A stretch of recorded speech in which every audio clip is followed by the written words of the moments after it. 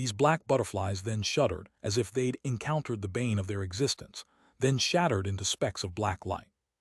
At this moment, the mountain slowly revolved, and a burst of enormous suction force swept forth as a vast expanse of gray light, sweeping up the specks of black light before drawing them into the underside of the mountain, where they disappeared in a flash.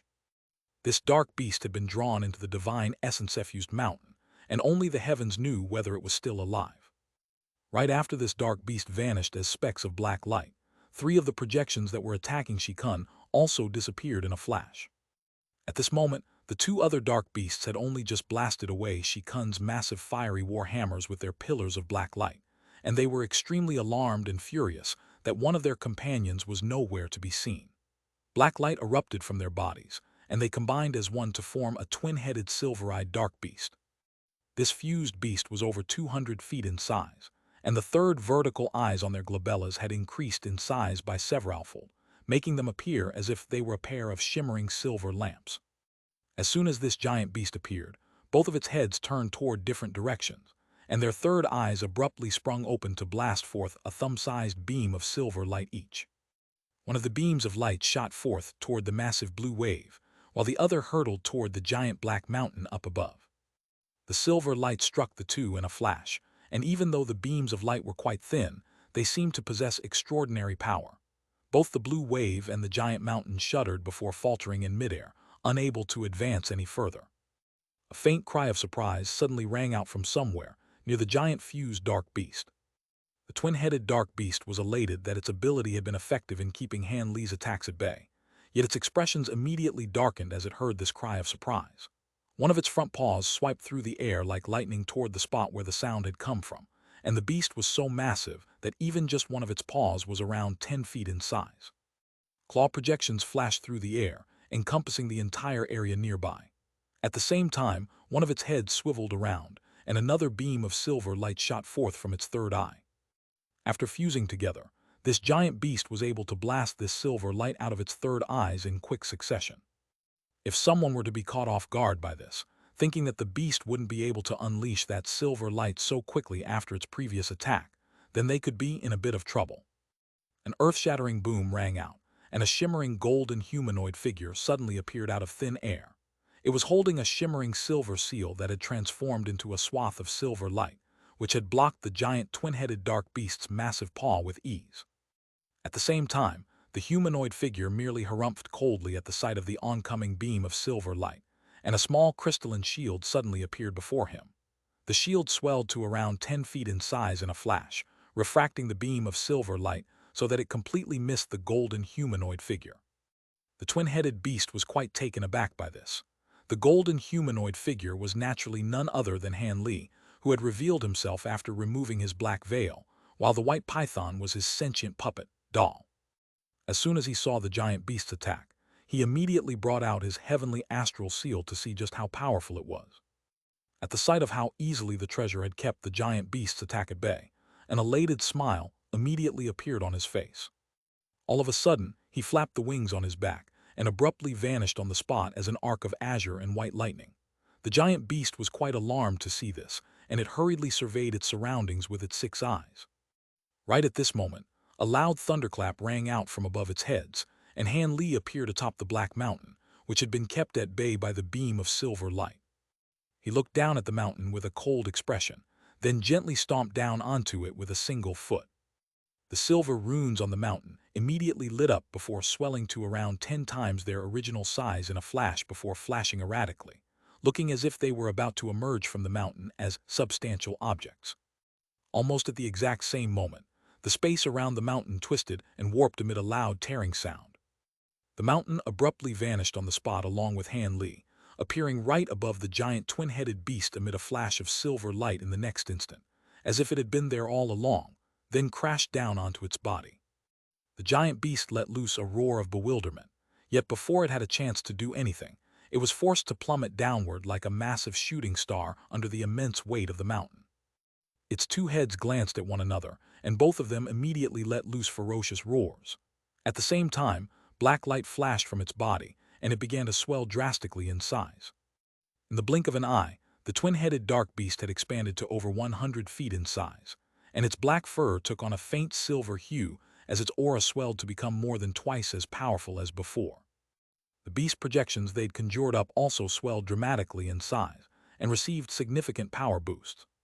Shikun's expression changed slightly upon seeing this, but he then immediately let loose a loud cry as brilliant spiritual light erupted from his suit of yellow armor, following which he raised a hand and pointed toward the two giant crimson war hammers in the distance. The crimson fiery worm that was revolving around his body suddenly let loose a resounding roar before it vanished into the war hammers. Bright crimson light immediately radiated from the two war hammers before crashing toward the twin-headed dark beast. Even before reaching its target, scorching crimson flames hurtled forth from the pair of war hammers. Following their fusion, the two dark beasts had become significantly more powerful, so they naturally didn't fear this attack. As such, they immediately raised their heads and let loose a long howl in unison, then slashed their forepaws through the air. 4 claw projections flew through the air, each of which was around 10 feet in length, and the 4 suddenly combined as one to form a black crescent moon that was several tens of feet long.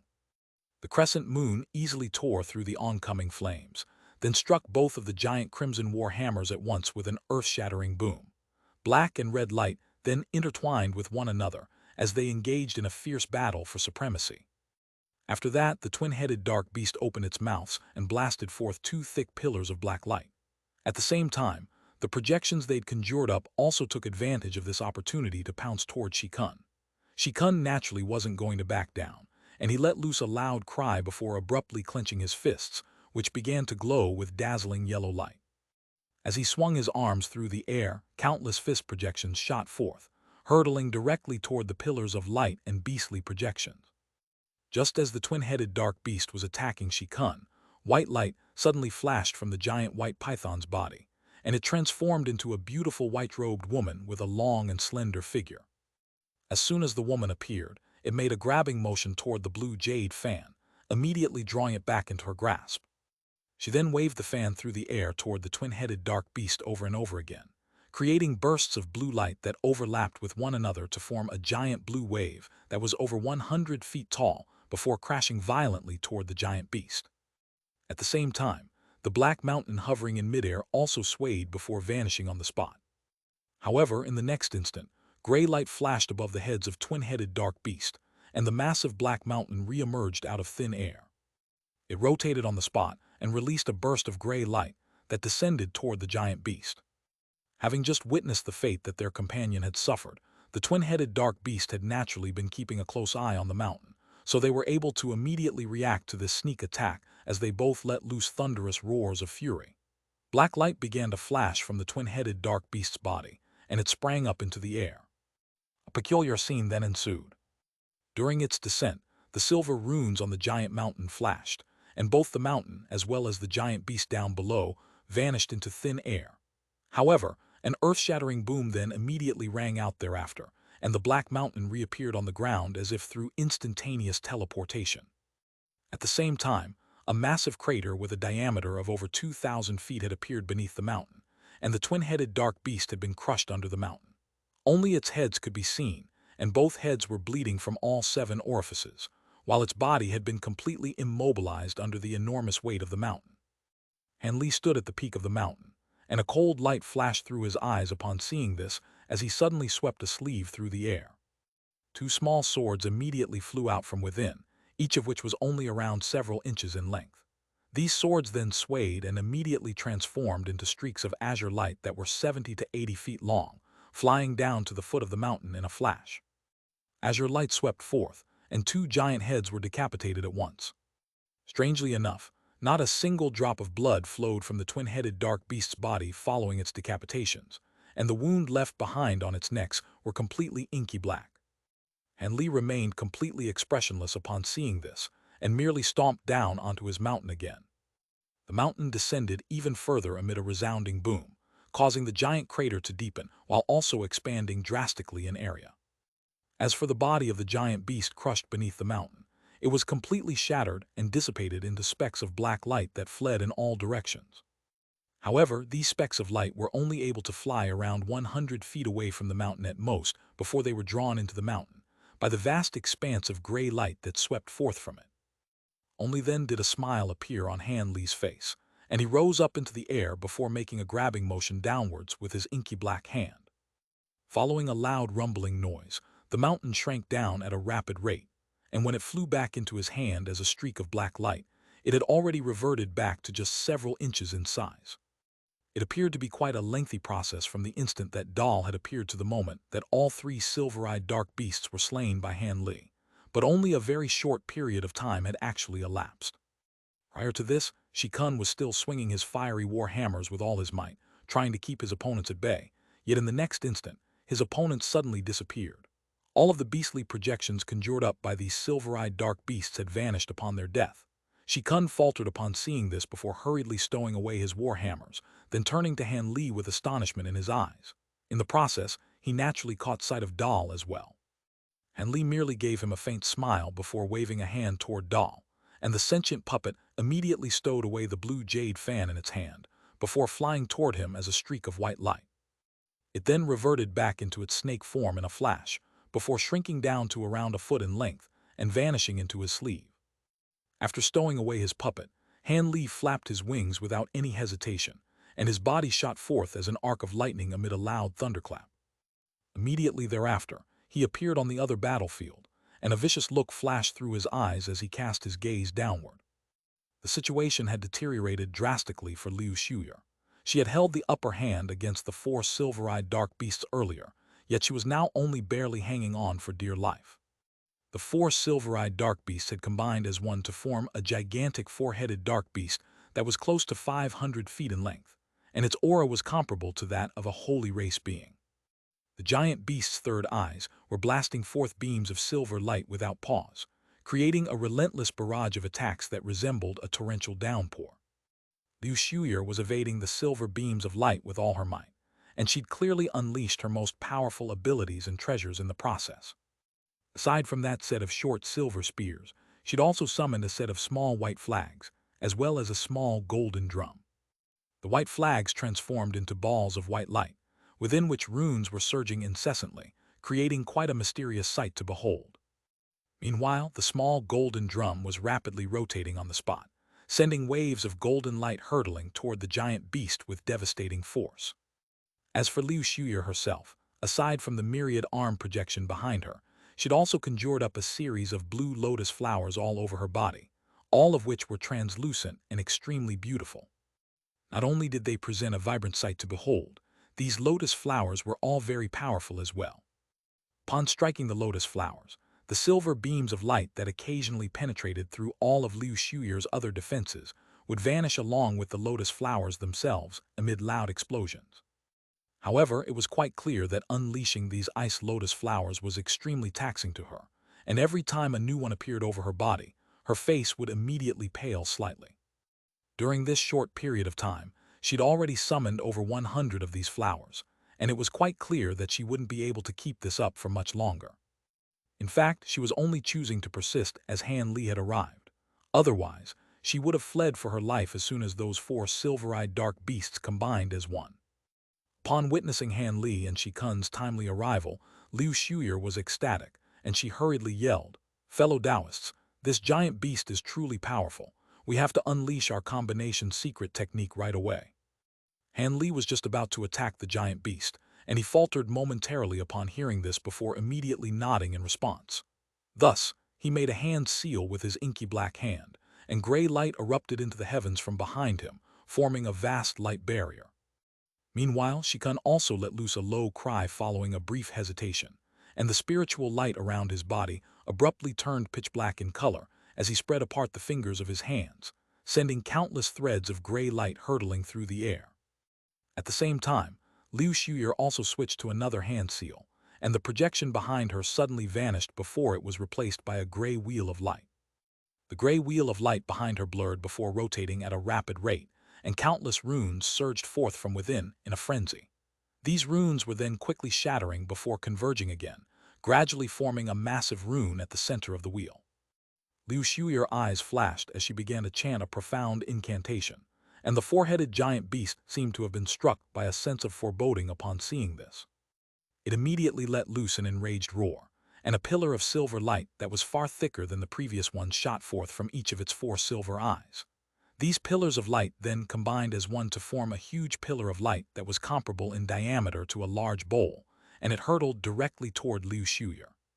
At the same time, the dozen or so giant beastly projections also split up into 2 groups before pouncing toward Han Li and Shi Kun.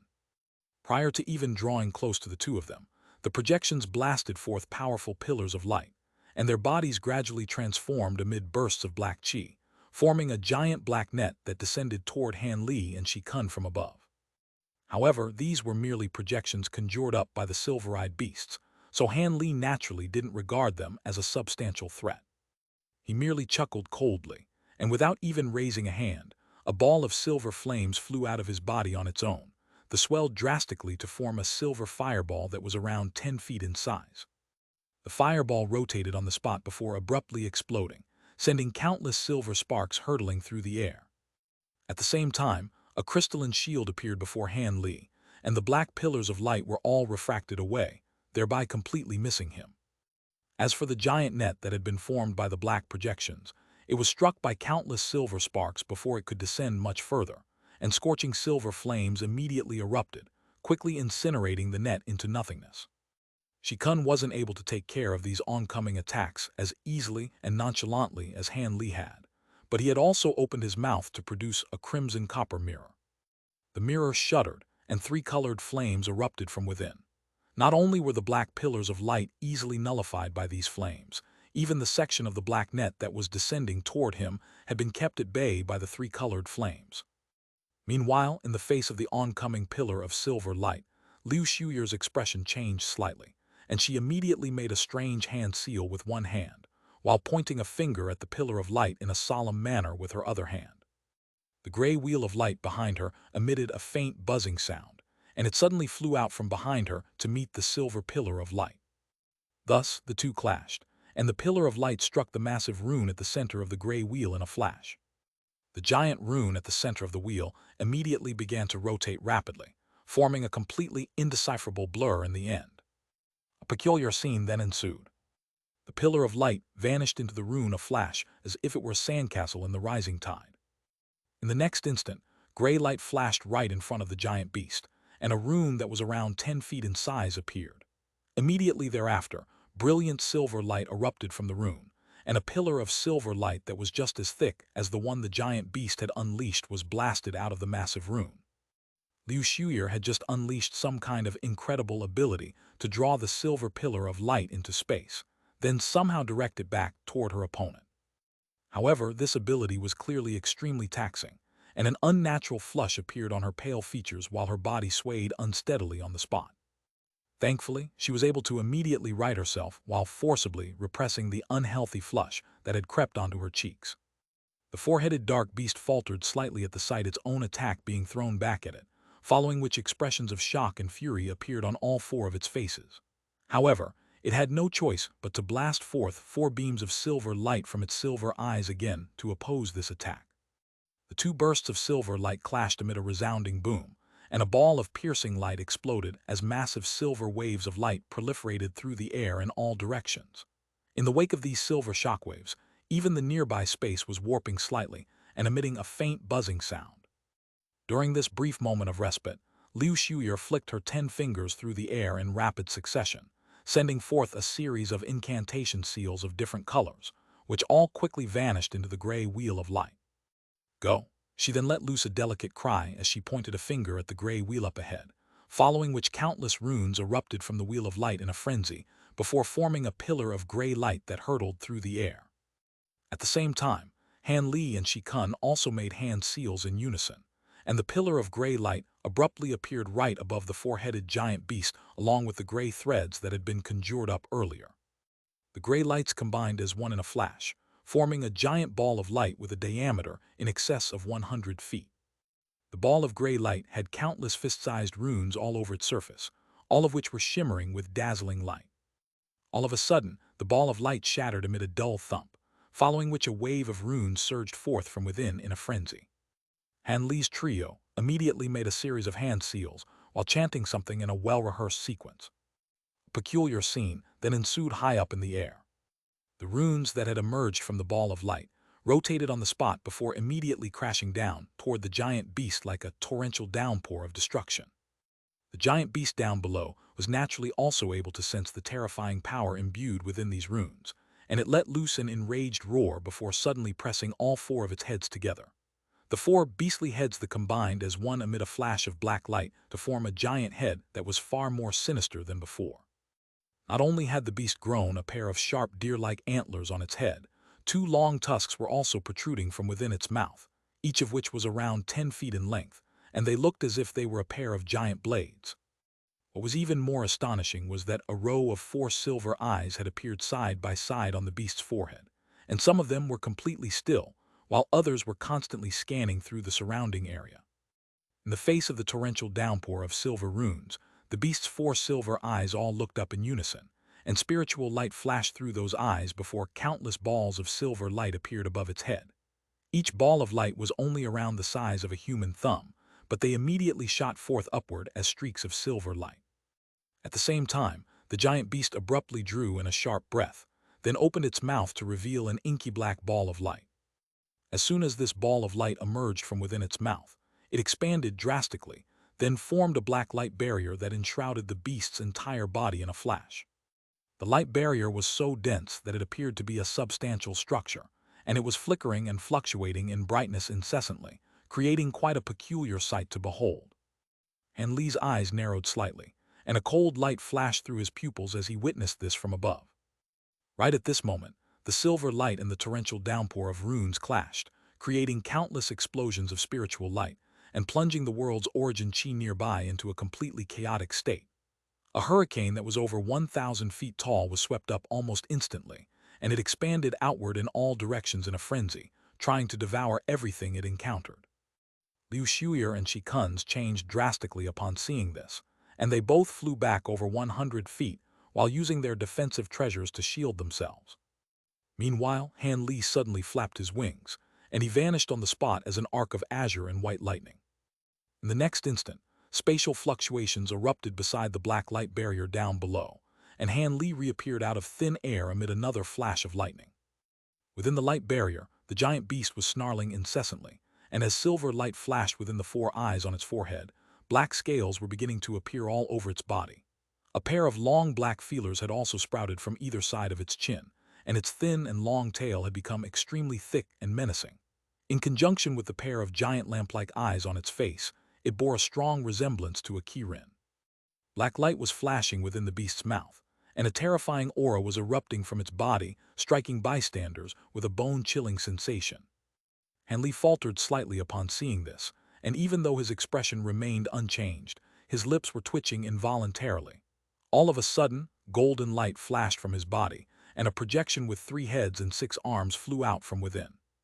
The projection waved an arm through the air, and a shimmering golden blade segment appeared in its hand, which it gently slashed toward the black light barrier. Countless kilometers away from this battlefield, a golden dark beast was speeding through the forest with a dozen or so 3-eyed dark beasts behind it. All of a sudden, golden light flashed from its body, and it abruptly stopped on a branch as it turned around with a hint of bewilderment in its inky black eyes. Moments later, the dark beast monarch turned to one of the 3-eyed dark beasts behind it and let loose a string of furious snarls. The 3-eyed dark beast immediately responded with a few roars of its own before taking a few steps backward in a respectful manner. After that, it turned around and rushed back the way they'd come, quickly vanishing into the darkness. The dark beast monarch turned around and continued onward upon seeing this. In its eyes, outsiders who were infiltrating their dark beast forest were naturally quite abhorrent, but they paled in insignificance compared to the target that it was currently pursuing. As such, even though it had sensed the deaths of the silver-eyed dark beasts it had deployed earlier, it had no intention of turning back, and merely deployed one of its subordinates to carry out its orders. The other 3-eyed dark beasts naturally followed along closely behind the golden dark beast. A loud rustling sound could be heard throughout the nearby forest, and it was quite clear that there was a vast beast pack accompanying this dark beast monarch. However, if one were to listen carefully, they discover that some of this rustling sound was gradually fading away, seemingly indicating that many of the dark beasts had detached themselves from the beast pack and were traveling away in the opposite direction. Han Li hovered in midair with his arms crossed. Down below him, the giant dark beast had already been sliced in half, and the two halves of its carcass were disintegrating into specks of black light. Liu Shuyer and Shi Kun were both staring blankly at Han Li. Even though they were doing their best to maintain calm expressions, there was a hint of fear in both of their eyes.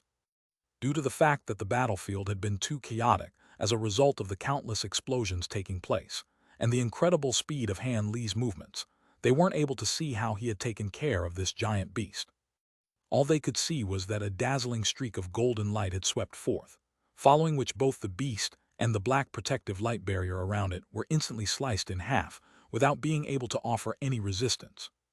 This giant beast's aura was comparable to that of a holy race being, yet it had been slain by Han Li in an instant. That was downright astonishing.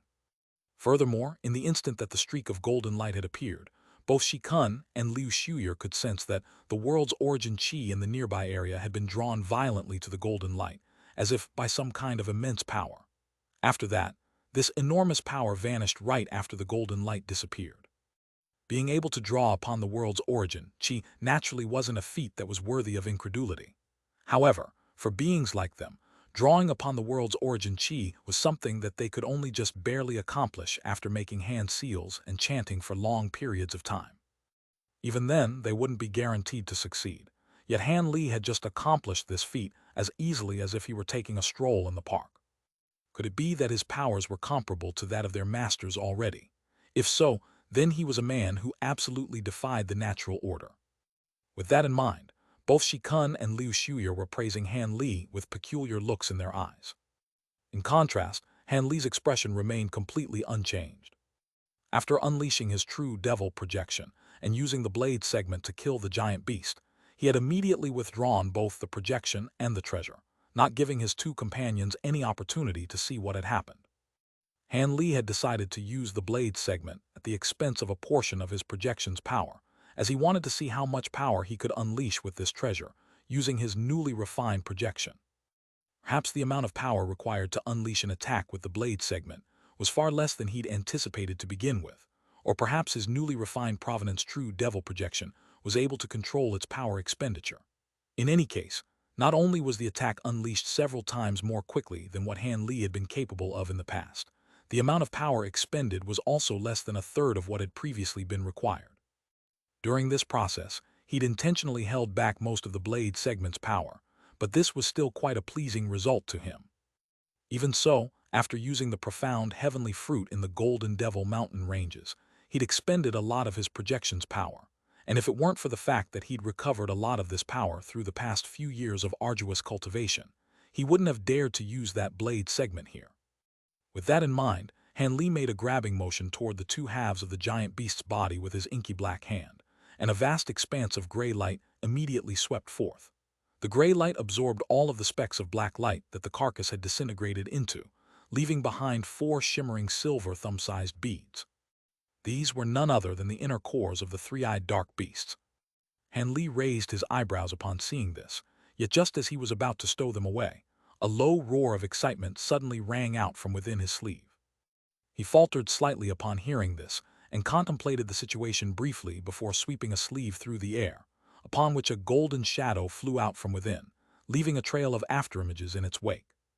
The golden shadow then revealed itself to be a small beast with golden patterns all over its body. It was none other than his leopard Kirin beast. After reaching the deity transformation stage, the leopard Kirin beast had been cultivating arduously in Han Li's spirit beast bracelet, and after being fed all types of precious pills by Han Li, it had reached the mid-deity transformation stage. In fact, it was already quite close to the late deity transformation stage. Even so, at its current cultivation base, it really wasn't much help to Han Li at all, and that was why he hadn't summoned this beast during his previous battles. However, the excited reaction of this beast naturally drew Han Li into releasing it out of his spirit beast bracelet, and as soon as the leopard Kirin beast appeared, it shot forth in a flash, leaving another trail of afterimages in its wake before swallowing all 4 of the dark beast's inner cores at once. It then rushed back and landed on Han Li's shoulder before rubbing its furry head against Han Li's neck in an extremely affectionate manner. Han Li's expression changed slightly upon seeing this, and he flipped his hand over to produce 3 more identical inner cores amid a flash of silver light. The leopard Kirin beast's eyes immediately lit up before it pounced onto the three inner cores and swallowed them as well, then hovered above Han Li's hand and roared with elation. A faint smile appeared on Han Li's face upon seeing this.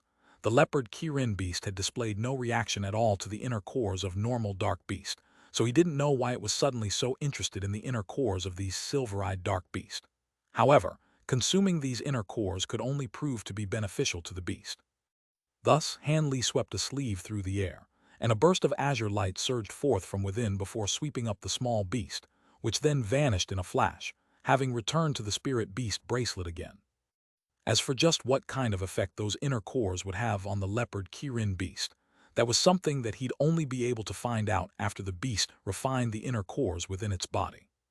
Liu Shuyer and Shikun exchanged a glance upon seeing the leopard Kirin beast devouring the inner cores before finally hovering over to Han Li.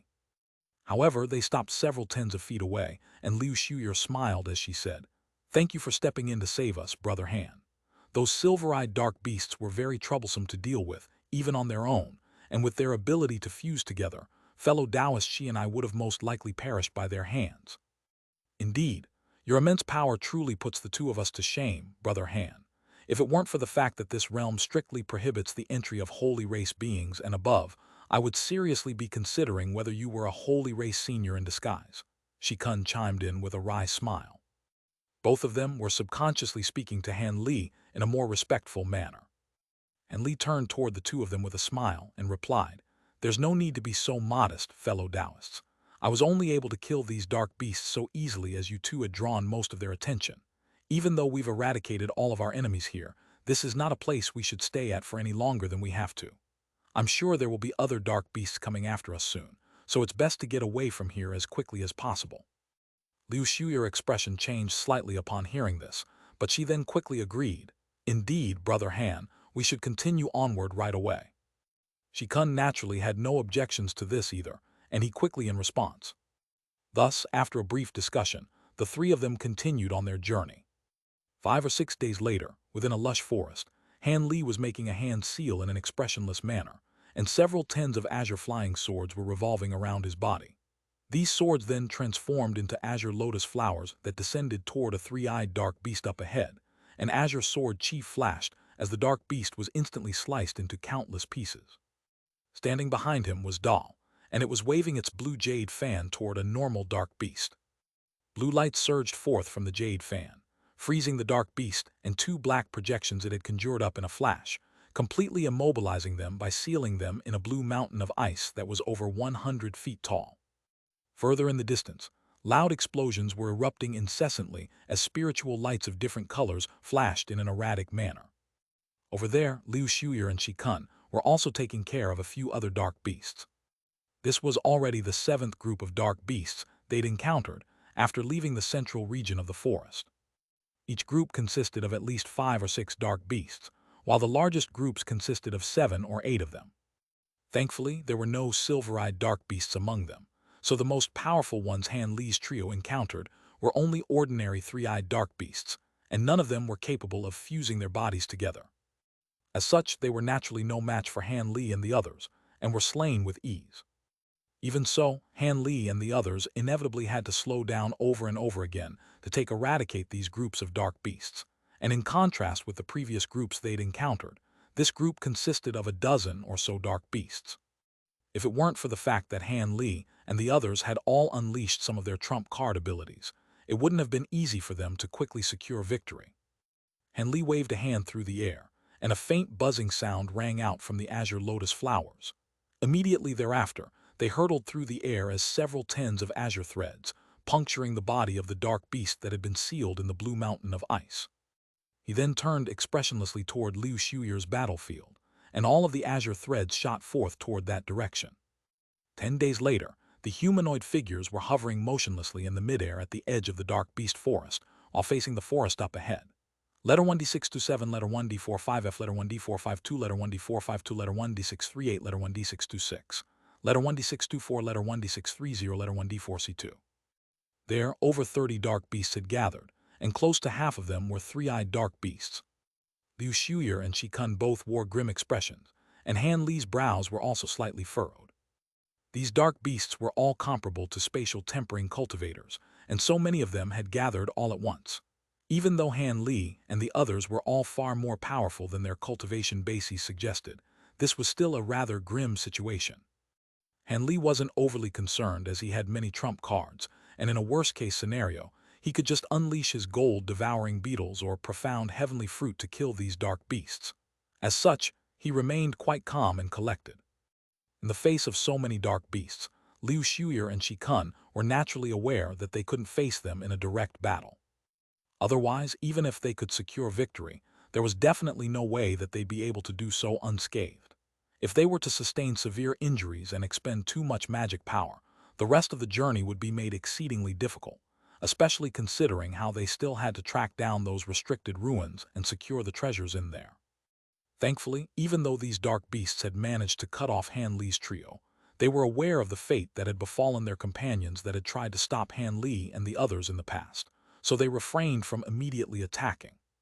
At present, it appeared as if they only wanted to temporarily stall the three of them until more dark beasts arrived. After a brief silence, Liu Shuye's brows furrowed slightly as her mouth began to move, transmitting her voice to Han Li and Shikun. Fellow Taoists, we're not too far away from the border of the dark beast forest. With so many dark beasts standing in our way, it would be unwise to take them on in a direct battle, so I suggest we split up and get past them, then reunite after we exit the forest. All right, that sounds like a plan. Shikun immediately agreed to this suggestion. And Li contemplated this suggestion momentarily before also nodding in response.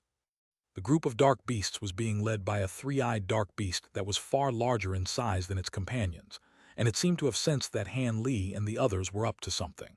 As such, it let loose a low snarl, and a stir immediately ran through the entire beast pack. All of a sudden, they opened their mouths in unison, blasting forth several tens of pillars of black light, while also conjuring up countless claw projections that hurtled directly toward Han Li's trio. The combined attack of several tens of dark beasts was naturally quite fearsome, but after killing so many dark beasts on the way here, Han Li and the others had already devised courses of action against attacks of this nature. Thus, spiritual light flashed from their bodies, and Han Li made a hand seal as a pair of translucent wings appeared on his back. He flapped those wings gently, and his body shot forth as a thin azure and white thread. As it was speeding through the air, it changed directions a few times in an unpredictable manner, thereby allowing it to evade the pillars of light and claw projections.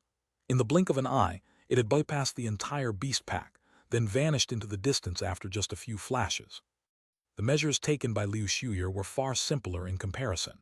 She opened her mouth to expel a blue ball of light, and at the same time, white light flashed from beneath her feet, following which that translucent jade mouse appeared once again. Both the blue ball of light and the jade mouse began to glow brightly, and she propelled herself through the air as a ball of blue and white light. The black pillars of light that struck the ball of light all vanished soundlessly into it like sandcastles in the rising tide, and the ball of light blurred before covering a distance of over 1,000 feet, then continued into the distance. As for Shikun, he chose to do things in a far more violent and domineering manner. He let loose a cold harumph as brilliant yellow light erupted from his suit of armor, and he suddenly thumped his hands together in front of his chest, upon which specks of yellow light immediately began to emerge around his body. Immediately thereafter, the specks of light swelled drastically in size before fusing as one, forming a strange light barrier that enshrouded his entire body. The reason why this light barrier was strange was because its surface was riddled with countless runes. The oncoming pillars of black light struck the light barrier amid resounding booms, only to be repelled by those runes. Meanwhile, Shikun took advantage of this opportunity to make his escape. His body swayed, and he suddenly burrowed deep into the ground, then began to flee while situated over 100 feet underground, and his speed wasn't inferior to that of Liu Shuye during her escape. These dark beasts naturally weren't just going to allow the three of them to escape so easily. The three-eyed dark beast that appeared to be the leader of the pack let loose an enraged roar, and the beast pack immediately split up into three groups, each of which immediately set off in pursuit of one of Han Li's trio. However, at Han Li's full speed, these dark beasts were naturally nowhere near fast enough to catch up to him. As such, the azure and white thread that he'd transformed into was quickly widening the gap between himself and his pursuers by the second. Due to the fact that he was flying rapidly through the air in a very conspicuous manner, some other dark beasts emerged from the forest down below along the way to try and attack him. However, Han Li merely swept a sleeve through the air, and several tens of streaks of azure light shot forth in a frenzy. The dark beasts were naturally no match for his azure bamboo cloudswarm swords, and all those who attempted to get in his way were instantly sliced into countless pieces. There was the occasional dark beast or two that managed to react quickly enough to unleash a few claw projections in an attempt to keep the swords at bay. But the azure flying swords merely pierced through these claw projections like hot knives through butter before striking the dark beast targets and instantly killing them on the spot. Thus, Han Li continued onward in an unstoppable manner, brushing aside all obstacles in his way with peerless might, and he finally emerged from the dark beast forest after flying for over half a day. Following his emergence from the forest, he was greeted by the sight of a set of boundless grasslands. It was still nighttime, but he could smell a rich earthy fragrance that stemmed directly from nature. Even though he'd escaped out of the forest, Han Li didn't show any intention of stopping as he continued to hurtle through the air at full speed. After flying for close to 50,000 kilometers, the azure and white thread finally stopped atop a hill that was several hundred feet tall, and Han Li re-emerged amid a flash of spiritual light with a calm expression on his face. Blue light flashed through his eyes as he surveyed his surroundings. On a vast and flat terrain like the one he was currently situated on, he was able to take full advantage of his spirit eye ability. Thus, he was instantly able to clearly see everything within a radius of 50 kilometers. He could also extend his vision into areas beyond that, but the details became rather blurry. After failing to discover any potential threats nearby, Han Li heaved a faint sigh of relief before releasing his spiritual sense to scan through the surrounding area, then instantly withdrawing it in a flash. The translucent wings on his back vanished amid a dull thunderclap, and he turned around as he cast his gaze toward the dark beast forest through narrowed eyes. Having traveled so far away from the dark beast forest, the dark beasts would most likely have to give up on pursuing him regardless of how furious they were. However, if they really did dare to continue to try and hunt him down, then he certainly wouldn't mind killing them on the spot. He had initially fled from them not because he was actually afraid of them. Instead, he was simply trying to avoid a situation where more dark beasts would flock to the scene, in which case he'd be completely surrounded. Han Li clasped his hands together behind his back and stood atop the hill in a motionless manner. A gentle breeze blew over him, and his robes flapped gently in the wind, giving him the appearance of a profound immortal. All of a sudden, he flipped a hand over to produce a crimson formation plate, upon which a series of silver threads were flickering incessantly. Han Li stared at the formation plate for a while before his brows furrowed slightly. The two of them have already reunited with one another, and they're not too far away from here either, so why aren't they coming to join me? Could it be that they've run into some trouble? Han Li murmured to himself before stowing away the formation plate again. He then raised his head and cast his gaze toward a certain direction, following which azure light suddenly flashed from his body. He rose up into the air, then flew into the distance toward the direction he'd cast his gaze toward before. Even though he wasn't moving as quickly as he had with his thunderstorm wings activated, he was still flying at an incredible speed. Thus, he sped over a distance of close 15,000 kilometers in a short time, taking him to another region of the grasslands. As he flew through the air, blue light flashed through Han Li's eyes, and a peculiar look appeared on his face. All of a sudden, the azure light faded, and Han Li reappeared as he cast his gaze forward in an expressionless manner. Over 1,000 feet away from him, there were two pairs of beings facing one another from afar. One pair consisted of none other than Kun and Liu Shuye. Liu Shuye wore a cautious look on her face, whereas Kun had already put on a cold smile, and his hands were balled up into tight fists as if he were eager for a battle. Before them stood a man and a woman. The man had a thick and curly beard with a suit of silver scale armor encasing his upper body. He had a giant trident-like weapon on his back, and he appeared to be quite a boisterous being. In contrast, the woman had a pair of delicate brows and black eyes. Her skin was very fair, and she wore a green beast-hide garment that accentuated the curves of her alluring voluptuous body to perfection. Strangely enough, both of their lower bodies had been enshrouded within clouds of white qi, and the sound of flowing water could be heard from within those white clouds. Those are sea monarch beings. Han Li was able to identify the origin of this duo almost instantly, and his expression changed slightly upon making this discovery. The Sea Monarch race wasn't a direct enemy of the Heavenly Cloud races, but it was common knowledge that they were allies of the Jiao Kai race. As such, it was no wonder that they were in such a tense confrontation. The reactions of the two groups were naturally vastly different at the sight of Han Li's arrival. A hint of elation appeared in Liu Shuyer's eyes, and she was immediately feeling a lot more reassured. Shikun's smile also widened even further, and he greeted Han Li in a respectful manner. In contrast, the pair of Sea Monarch beings both turned to appraise Han Li with cold and unfriendly expressions. Both of them were quite surprised to sense that Han Li was only a 7th-tier upper race being, and they couldn't help but exchange a bewildered glance with one another. "Are you a Heavenly Cloud being as well?" the man asked in a booming voice that matched his appearance. "I guess I technically am at the moment. Are you two preparing to attack my companions?" Han Li asked in a calm manner. "Are we planning to attack them? If we had intended to do so, they'd be dead already." The male Sea Monarch being chuckled in a derisive manner. Shikun was enraged to the point of laughter upon hearing this, and he stepped forward with a menacing look on his face as he said, "What did you say? You sure can talk big. He, let me see if your race is truly worthy of being known as one of the 3 great water races." A ferocious look appeared on the Sea Monarch man's face upon seeing this, and he made a grabbing motion with a single hand, upon which the trident that was originally strapped to his back abruptly appeared in his hand amid a flash of blue light. Immediately thereafter, arcs of silver lightning appeared around the sharp tips of the weapon, and it began to emanate an extremely astonishing aura. "Wait, brother," she stopped. Liu Shuyer and the seductive Sea Monarch woman exclaimed in unison. Immediately thereafter, the Sea Monarch woman began to transmit her voice to her companion. "Have you forgotten what we came here for? This is not the time to be engaging in unnecessary battles. We still have an important mission that we need to carry out." The Sea Monarch man stopped cold in his tracks upon hearing this before transmitting his voice in reply. "We can just release the 9-eyed holy whale and kill these 3 with ease." He clearly didn't think that Han Li's trio could pose a threat to them at all. "I've managed to persuade the 9-eyed holy whale to accompany us, but it's best not to release it unless we absolutely have to. Otherwise, if we were to ask it to go into battle for us too many times, it could become enraged and turn on us. After all, I don't possess much of the royal bloodline within my body, so I can only just barely communicate with the holy whale. Besides, we may be allies of the Jiao Kai race, but we're not direct enemies of the Heavenly Cloud races. There's no need to engage in such a pointless battle," the Sea Monarch woman persuaded. "I see."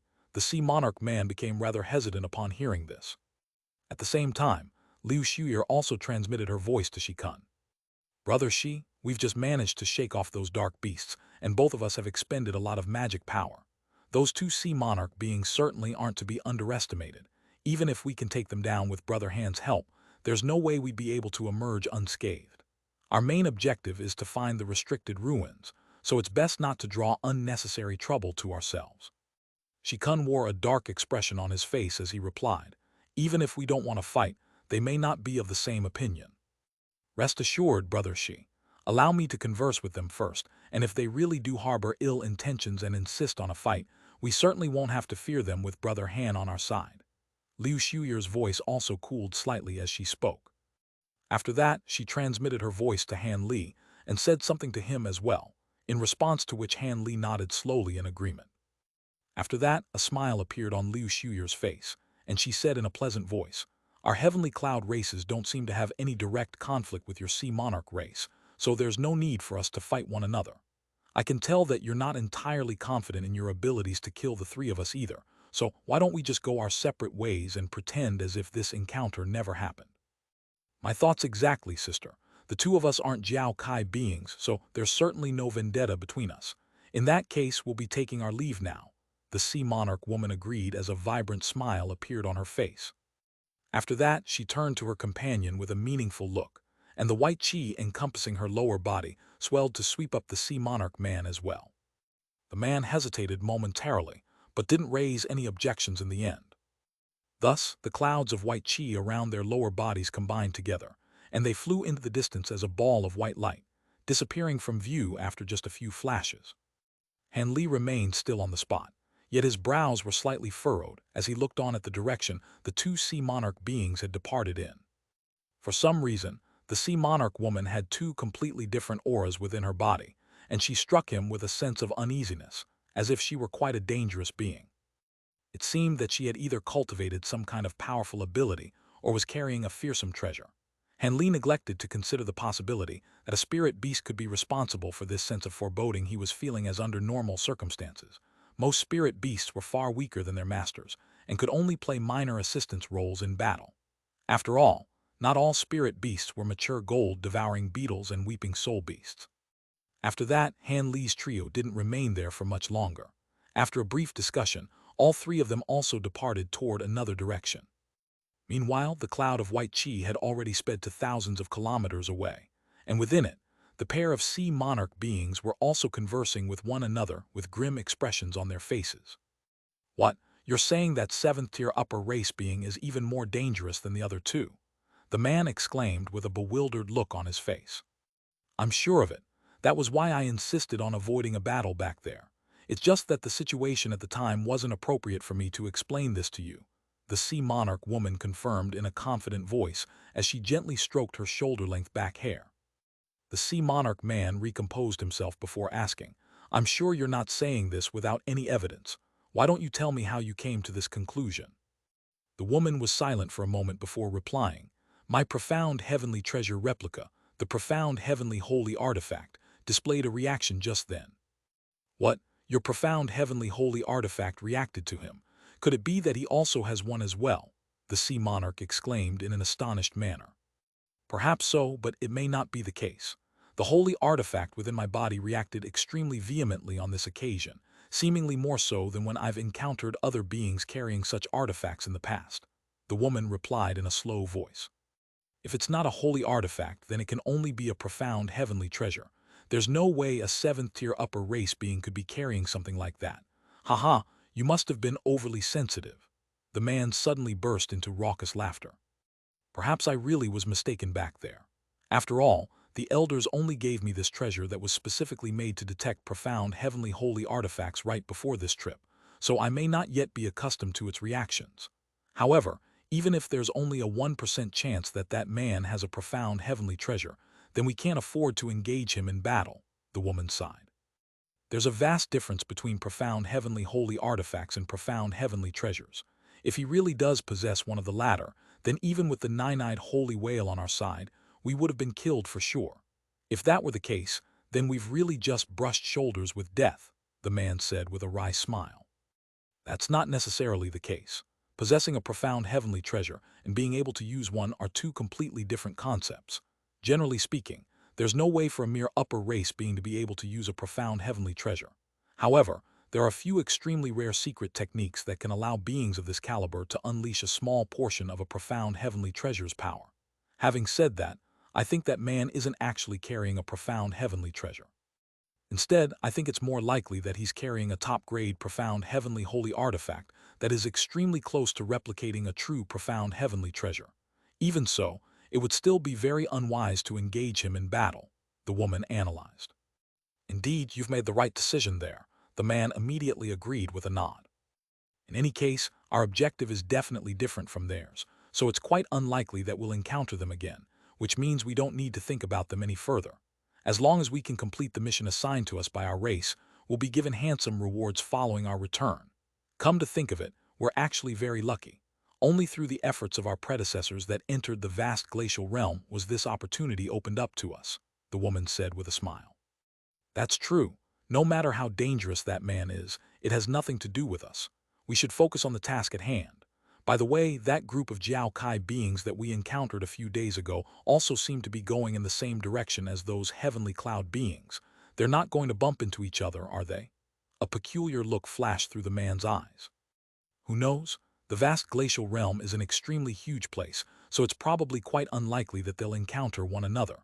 However, one thing is for sure. If their paths do cross, the outcome certainly won't be a peaceful one like ours. If we could witness the battle between them, perhaps I'd be able to figure out what kind of treasure that man is carrying." The woman's eyes lit up slightly as she spoke. There's no way that we'll be able to witness that in person, even if it does happen.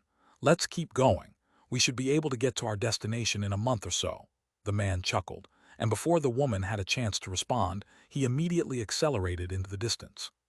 The woman naturally had no objections, and spiritual light flashed from her body as she also sped up as well. Han Li was naturally unaware of the fact that the Sea Monarch woman had seen through one of his secrets. Of course, even the Sea Monarch woman herself was unaware that the treasure that she detected was only the blade segment that Han Li was carrying. As for the profound heavenly fruit that was sealed within his arm, that was beyond the detection capabilities of the profound heavenly holy artifact within her body. At this moment, Han Li was currently flying slowly over the boundless grasslands alongside Shikun and Liu Xiuyer. "Brother Han, are you suggesting that we rest here for several days before continuing onward? There's no need for that, is there? Brother Shi and I did indeed expend some magic power back in the Dark Beast Forest, but as long as we travel at a slower pace and the two of us use spirit stones to replenish our energy, we'll be able to recover along the way," Liu Xiuyer said with a surprised look on her face. "You're not wrong, but this vast glacial realm seems to be far more perilous than we anticipated. Just that Dark Beast Forest alone had been an extremely treacherous place, and I'm sure the rest of our journey won't be much better. As such, I think it's best that we take some time to recover before we encounter any other perilous situations. Besides, I'm sure you've also expended some of the power of your true essence rather than just your magic power, right, Fairy Liu?" Han Li asked with a meaningful smile. "Your wisdom is truly unmatched, Brother Han. It's just that if we were to delay here over something so trivial," Liu Xiuyer was becoming rather hesitant. "Brother Han's right, Fairy Liu. It would be unwise to continue in our journey without replenishing our magic power first. I also need to rest and recuperate for a few days, so why don't we find a safe place nearby to meditate for a while?" She coincided with Han Li on this matter. Liu Xuyer's brows furrowed upon hearing this, and after a long internal conflict, she finally heaved a faint sigh and agreed to this suggestion. However, they hadn't parted with those two sea monarch beings for very long, so they naturally couldn't just begin meditating on the spot. Otherwise, if those two were to change their minds or draw some powerful beasts or foreign beings to Han Li's trio, they would be placed in a perilous situation. Thus, Han Li's trio continued onward for about half a day, before finally catching sight of a small azure mountain with abundant spiritual qi. As a safety precaution, all three of them naturally scanned their spiritual sense toward the mountain several times, and the result of their inspection was quite a positive one. The mountain wasn't very tall, and there was a bunch of gray-furred beasts residing on it, but all of them were very weak, and even the most powerful ones among them were only at the foundation establishment stage. As such, the three of them were able to descend onto the mountain and kill all of these beasts with ease. The cave that these beasts had been residing in was an ideal cultivation venue as well. The spiritual qi there was very rich, and although it stank a little, that slight problem was resolved after Liu Xiuyer unleashed one of her water attribute abilities to cleanse the cave. Thus, the three of them took over the cave and began to meditate in there. 3 days passed by in a flash. At this point, Han Li had completed a full cycle of qi circulation, and he seemed to have sensed something as he slowly opened his eyes, casting his gaze toward Liu Xiuyer, who just so happened to also open her eyes at that exact moment. Thus, their eyes met, and from the exuberant light shimmering within her pupils, Han Li could tell that she'd clearly recovered all of her magic power. "Congratulations on making a full recovery," Han Li said with a calm smile. In response, Liu Xiuyer heaved a forlorn sigh. "I feel very embarrassed to be such a burden to you, Brother Han." That's certainly not the case, Fairy Liu. If it weren't for the fact that you'd held off 4 silver-eyed dark beasts on your own back in the Dark Beast Forest, how would fellow Taoist Shi and I have managed to escape?" Han Li replied with a faint smile. Meanwhile, Shikun had also opened his eyes, and he burst into laughter upon hearing this. "Haha, I'll have to disagree with you on that one, Brother Han. With the unfathomable abilities that you've displayed, even if you couldn't kill all of those dark beasts on your own, you were definitely powerful enough to escape from them. It's already a vastly fortunate outcome for Fairy Liu and myself that we were able to escape from the Dark Beast Forest with nothing more than some magic power expenditure. Letter 1D4 BB, letter 1D633, letter 1D626, letter 1D626, letter 1D638, letter 212F, letter 1D624, letter 1D45C, letter 1D62E. You two are far too kind. I do indeed possess some powerful abilities, but all of them are only good for a single attack. If I were to be surrounded by too many dark beasts, I really would have been in grave danger. Hee, in contrast with your powerful body, I'm sure you could have crashed your way through and made your escape, Hanley said as he stroked his chin with a hint of a smile on his face. Perhaps so. Seeing as Fairy Liu has already recovered her magic power, let's keep going. The sooner we find those restricted ruins, the sooner we can heave a sigh of relief, Shikun chuckled as he rose to his feet. Han Li and Liu Shuyer exchanged a quick glance, and neither of them had any objections to this. Thus, 3 streaks of light quickly departed from the small mountain. 6 days later, Han Li's trio found themselves surrounded by a flock of 4-winged birds that attacked by blasting blades if wind out of their beaks. Han Li and the others had all unleashed their treasures, and blood rained down from the sky as they made short work of those strange birds. Half a month later, Han Li and the others were slowly flying along the edge of a lake that extended as far as the eyes could see. All of them were holding their breaths and had concealed themselves as extremely faint shadows, flying through the air without daring to release any of their auras. Down below, there was a group of gigantic half-horse, half-fish beings floating in the water. These mountainous creatures were playing around by blasting pillars of water as thick as water tanks at one another, and the pillars of water all disappeared amid flashes of blue light upon striking their bodies. Occasionally, one of them would dodge a pillar of water, and it would strike the land beside the lake amid a resounding boom, leaving a massive crater that was several hundred feet in diameter in its wake, creating a rather harrowing sight to behold. Thankfully, Han Li and the others all possessed brilliant concealment techniques, and these massive beasts were too busy enjoying themselves to notice 3 ant-like beings flying over their heads. Thus, the 3 of them managed to safely pass the lake. A month later, Han Li's trio was flying in the air over a bleak and desolate set of plains, and they were battling 4 beings that were enshrouded from head to toe in clouds of black chi. Countless streaks of azure sword chi were swirling around Han Li's body, creating a virtually impenetrable barrier, and slicing through the black chain-like treasures being used by the 2 opposing foreign beings. However, these chains were immediately able to recover in a flash at the behest of these beings, then transformed into countless projections that unleashed a relentless barrage of attacks at Han Li again. Meanwhile, Liu Shuyer had blue light shimmering all over her entire body, and she was enveloped within a ball of strange liquid. At the same time, she was controlling her set of short silver spears, which were conjuring up specks of starlight that enshrouded another foreign being down below. However, her opponent seemed to be quite powerful as well.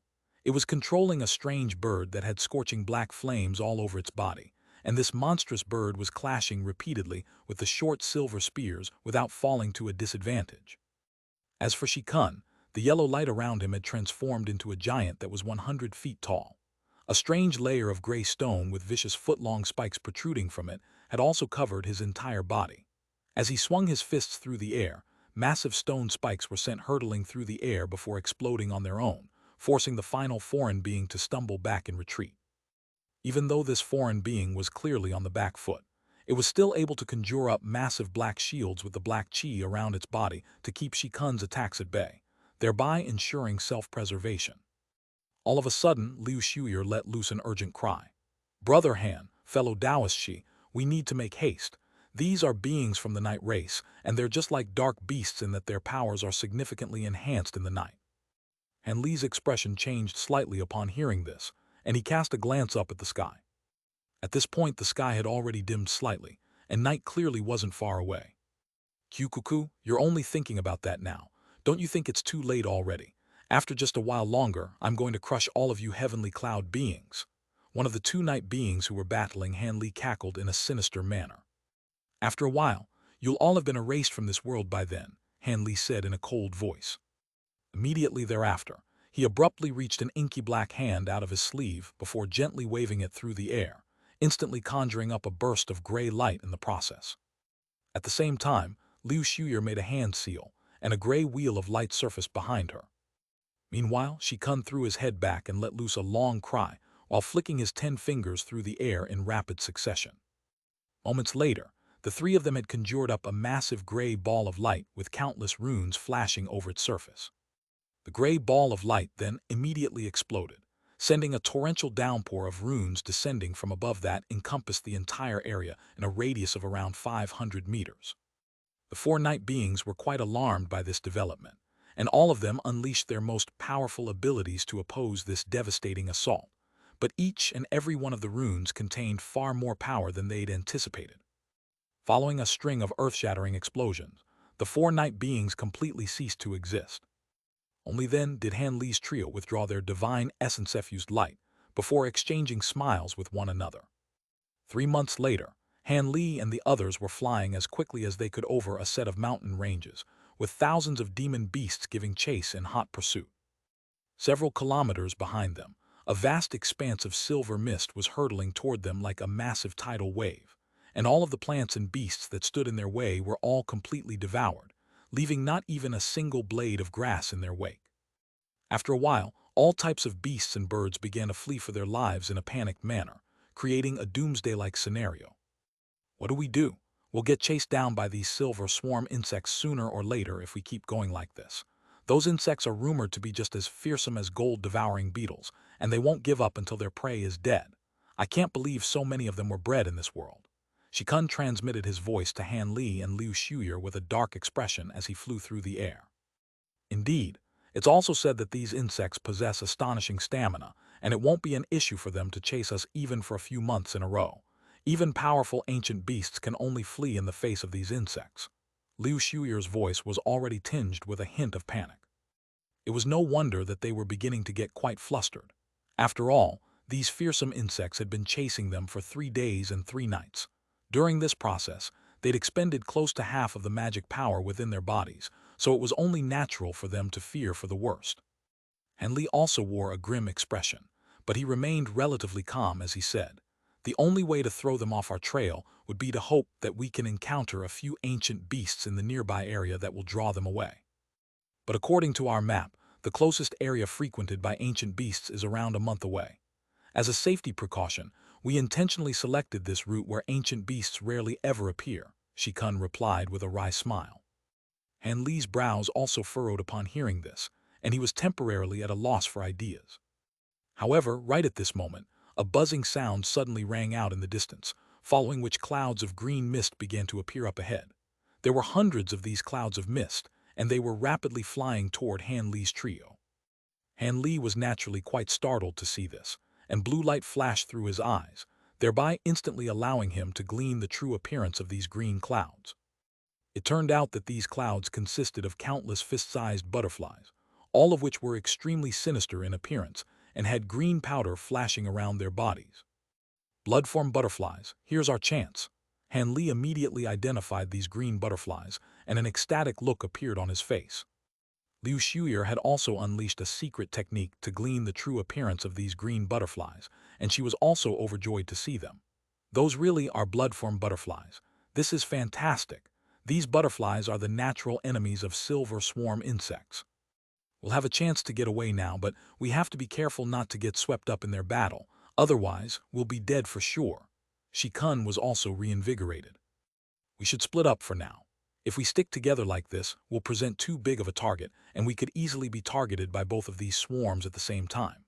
There's not much distance left to cover until we reach the restricted ruins, and we've all committed the map to memory by now, so let's go our separate ways, then meet up again at the ruins 2 months from now," Han Li said in a calm manner. Both Shikun and Liu Shuyer faltered slightly upon hearing this, but the former then quickly agreed. "That's a very valid suggestion, Brother Han. At a time like this, the smaller the target we present, the easier it'll be for us to escape. In that case, we really should split up to ensure our own survival first." In contrast, Liu Shuyer was a bit more hesitant, but after contemplating this issue, she also gritted her teeth and nodded in the end. Thus, following a few more hasty voice transmissions, the 3 of them split up to flee for their lives.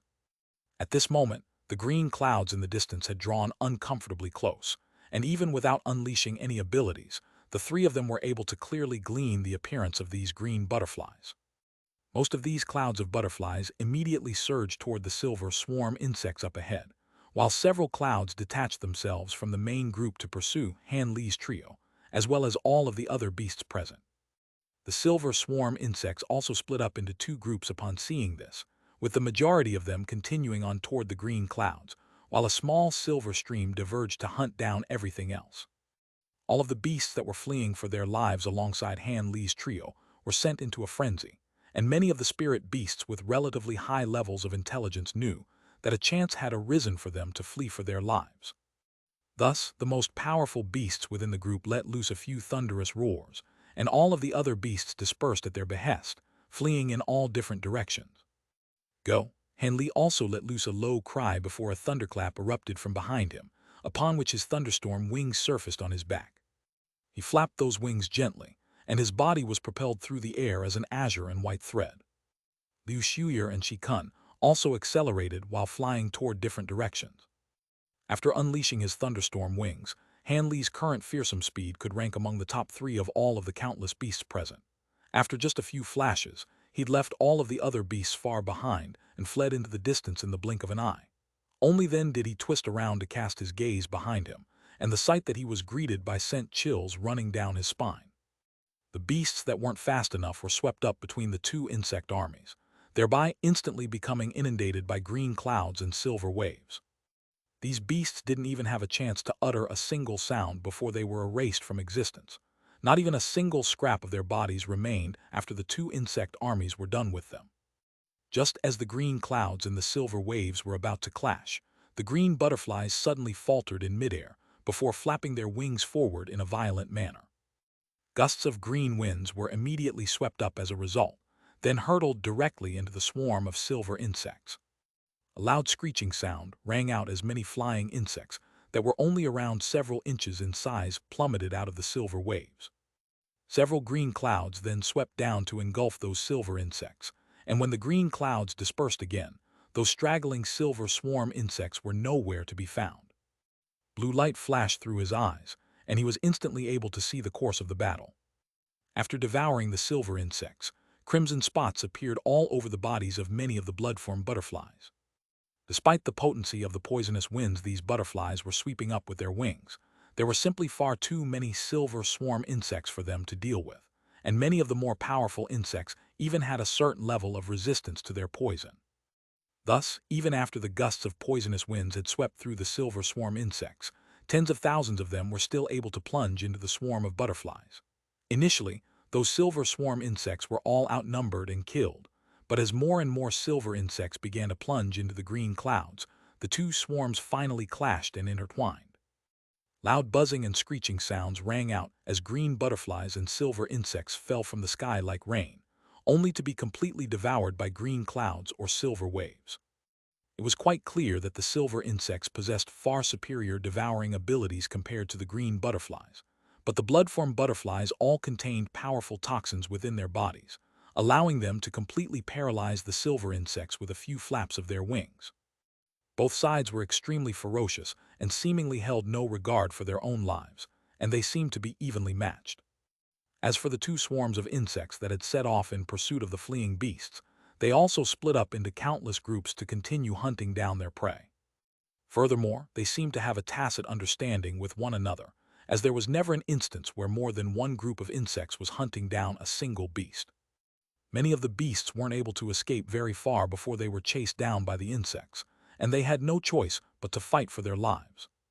Thus, beastly roars intertwined with incessant buzzing and hissing, as opposed to the loud explosions one would normally expect to hear from a battle. Hanli's eyes narrowed, and he could see that Liu Shuyer and Qi had also fled extremely far into the distance, but they were each being pursued by a small group of insects. However, that was all he had time to see, as he suddenly discovered that a group of silver swarm insects was flying directly toward him, ignoring all of the other beasts along the way. There seemed to be around 1,000 silver insects within this group, and Hanli took a deep breath before flapping his wings, flying through the air as an azure and white thread again. On this occasion, Hanli flew for over an hour before turning around to look behind him. At this point, there was not a single insect to be seen, but Hanli wasn't elated by this discovery at all. Instead, his brows furrowed slightly in response. During the past few days, when he'd been escaping alongside Liu Shuyer and Qi, there had been periods of time when they'd unleashed their full speed to open up some distance between themselves and the silver swarm insects. However, these insects seemed to possess some kind of tracking ability, and as soon as Hanli's trio slowed down for a while, the insects would catch up to them again. Regardless of what kind of concealment techniques they initially used, the insects simply couldn't be fooled. With that in mind, Han Li considered his situation for a moment before black light suddenly flashed from his body, and a black veil appeared to completely conceal him from view. After that, he continued to fly onward at a more leisurely pace. However, Han Li suddenly detected something around an hour later, and he abruptly turned around as his expression changed drastically.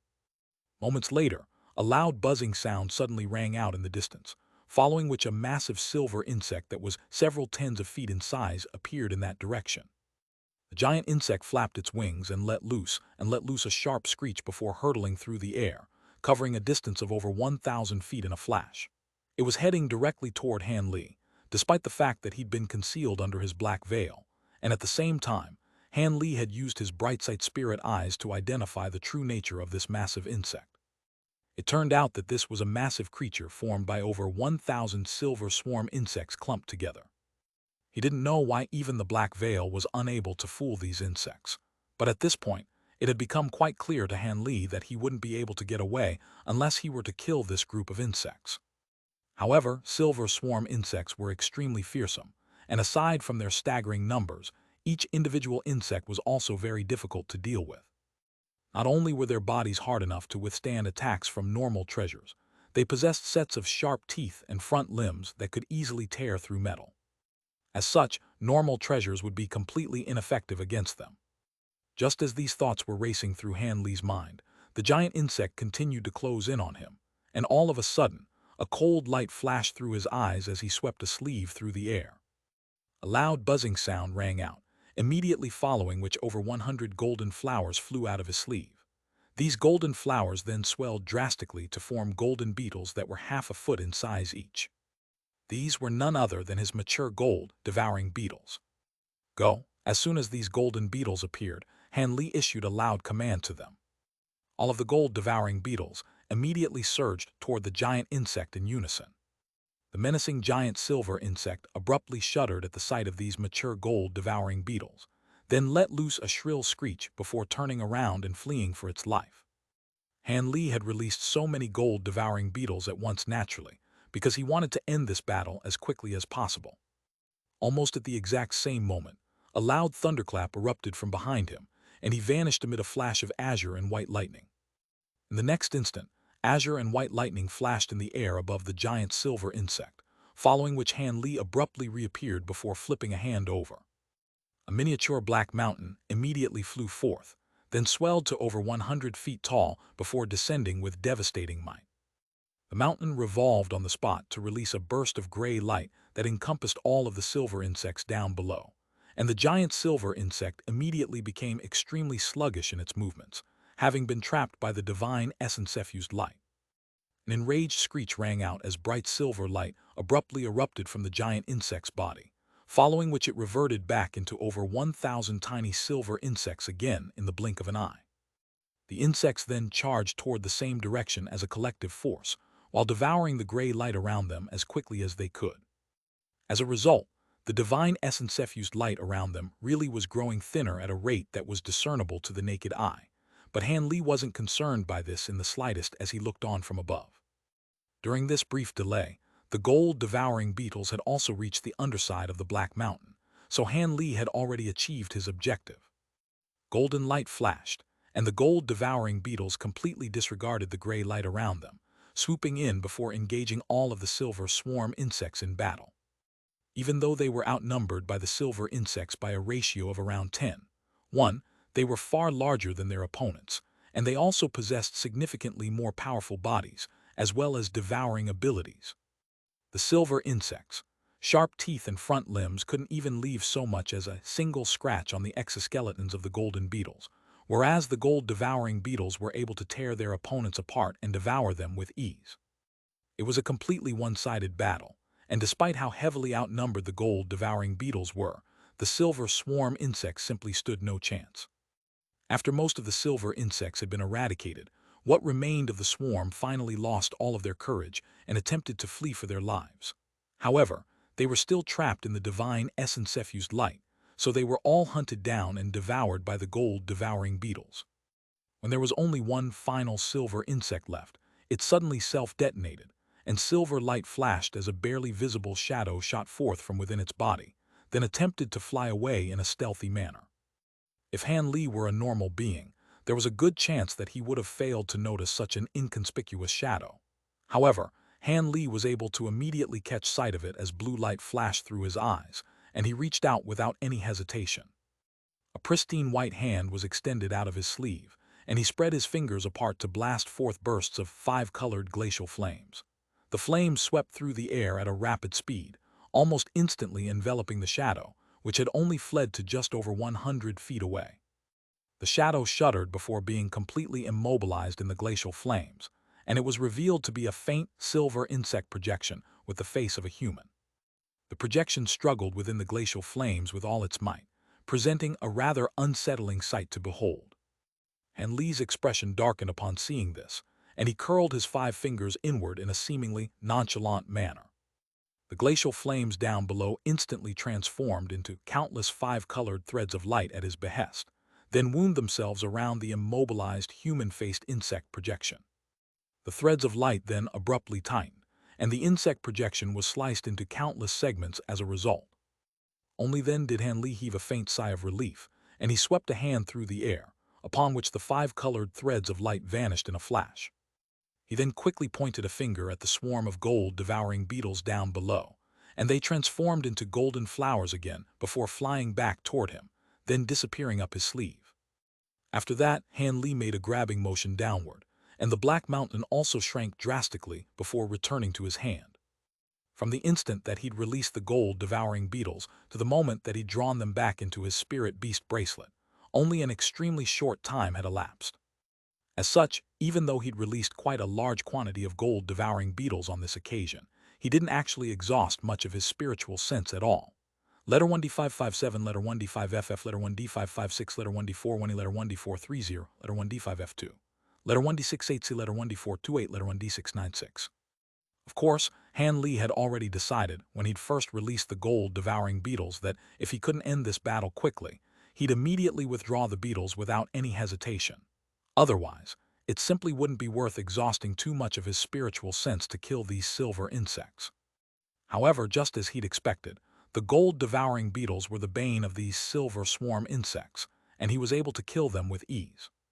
If he had used any other treasures, he wasn't confident that he would have been able to eradicate these insects so cleanly and quickly.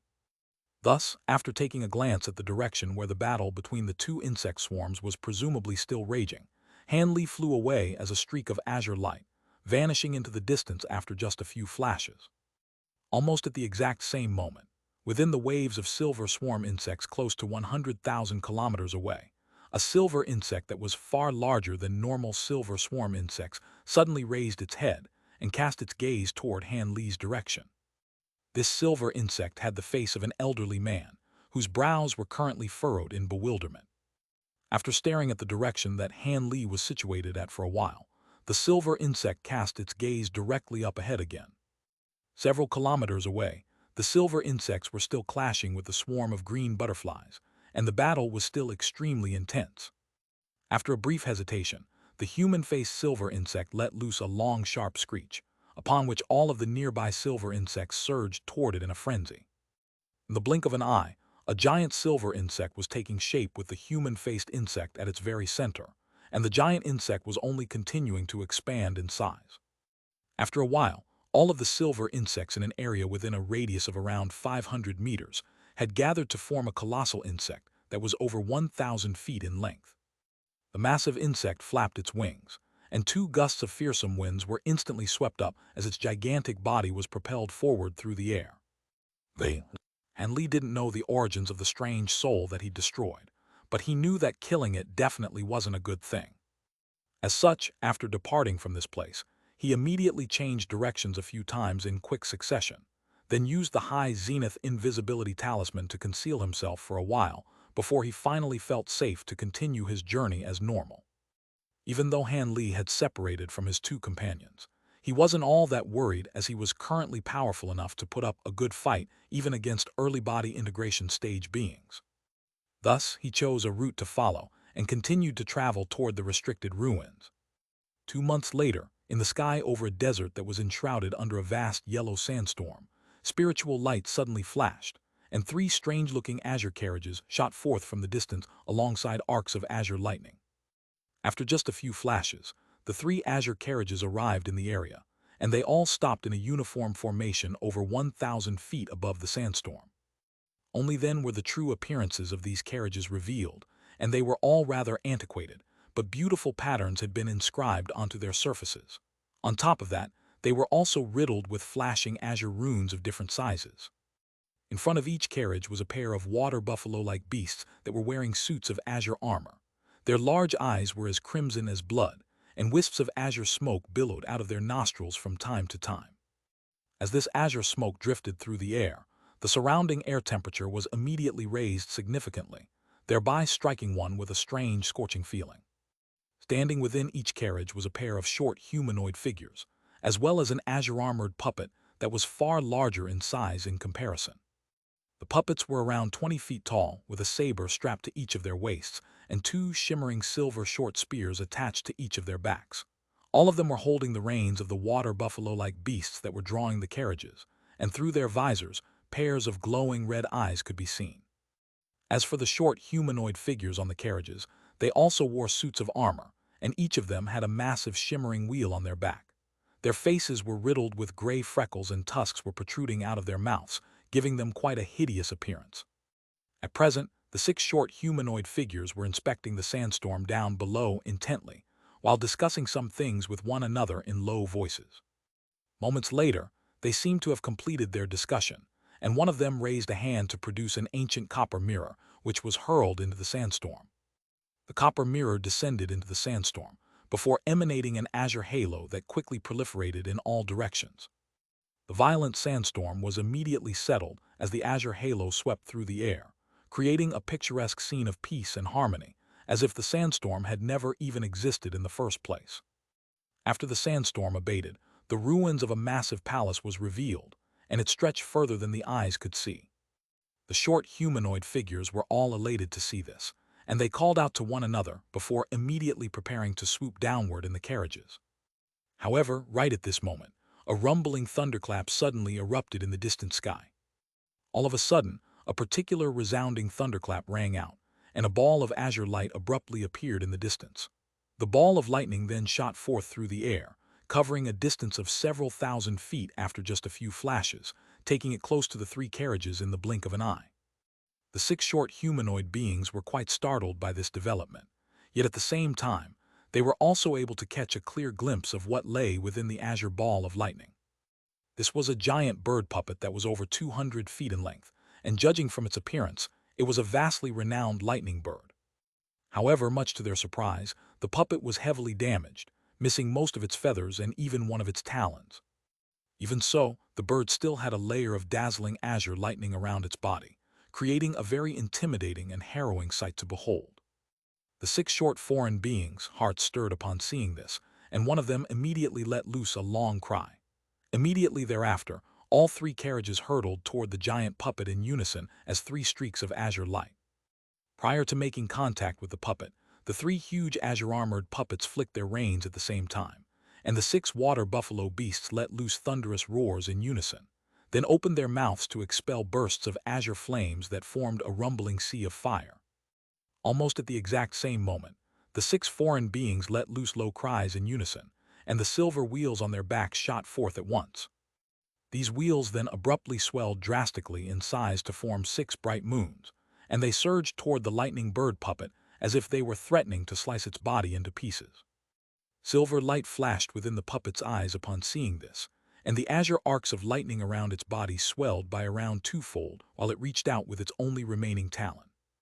A massive azure talon projection immediately appeared high up above, obscuring the entire sky as it came crashing down toward the 3 carriages.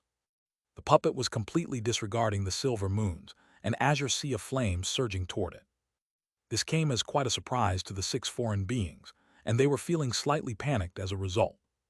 Thankfully, the 6 of them had fought alongside one another on many occasions, thereby allowing them to develop exemplary teamwork and chemistry. One of them let loose a loud cry, and all 6 of them hurriedly made hand seals before pointing their fingers up into the sky in rapid succession. The 6 moons immediately let loose a loud buzzing sound before converging toward the giant azure talon projection. They then combined as one to form a massive disk with a diameter of over 100 feet before hurtling directly upward.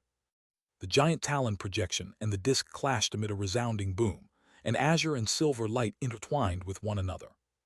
At this moment, the azure flames also swept up the lightning bird puppet, clashing with the protective arcs of azure lightning around its body amid strings of dull thunderclaps. It was quite clear that the arcs of lightning were quite powerful, as exemplified by the fact that they remained completely unmoved by the scorching azure flames. Meanwhile, the giant talon projection was stalled in midair for a moment before being shattered by the massive silver disc that it had clashed with. Without any further obstacles standing in its way, the giant disc sped directly toward the puppet's head, sending spatial fluctuations surging through the air in its wake, as if it were threatening to slice through space itself. The lightning bird puppet opened its mouth to expel a bolt of azure lightning that was as thick as a water tank in response, and it transformed into an azure lightning worm that struck the disc with tremendous force. Silver light and azure lightning intertwined, and an anguished wail immediately rang out from the silver disc as several cracks began to appear on its surface.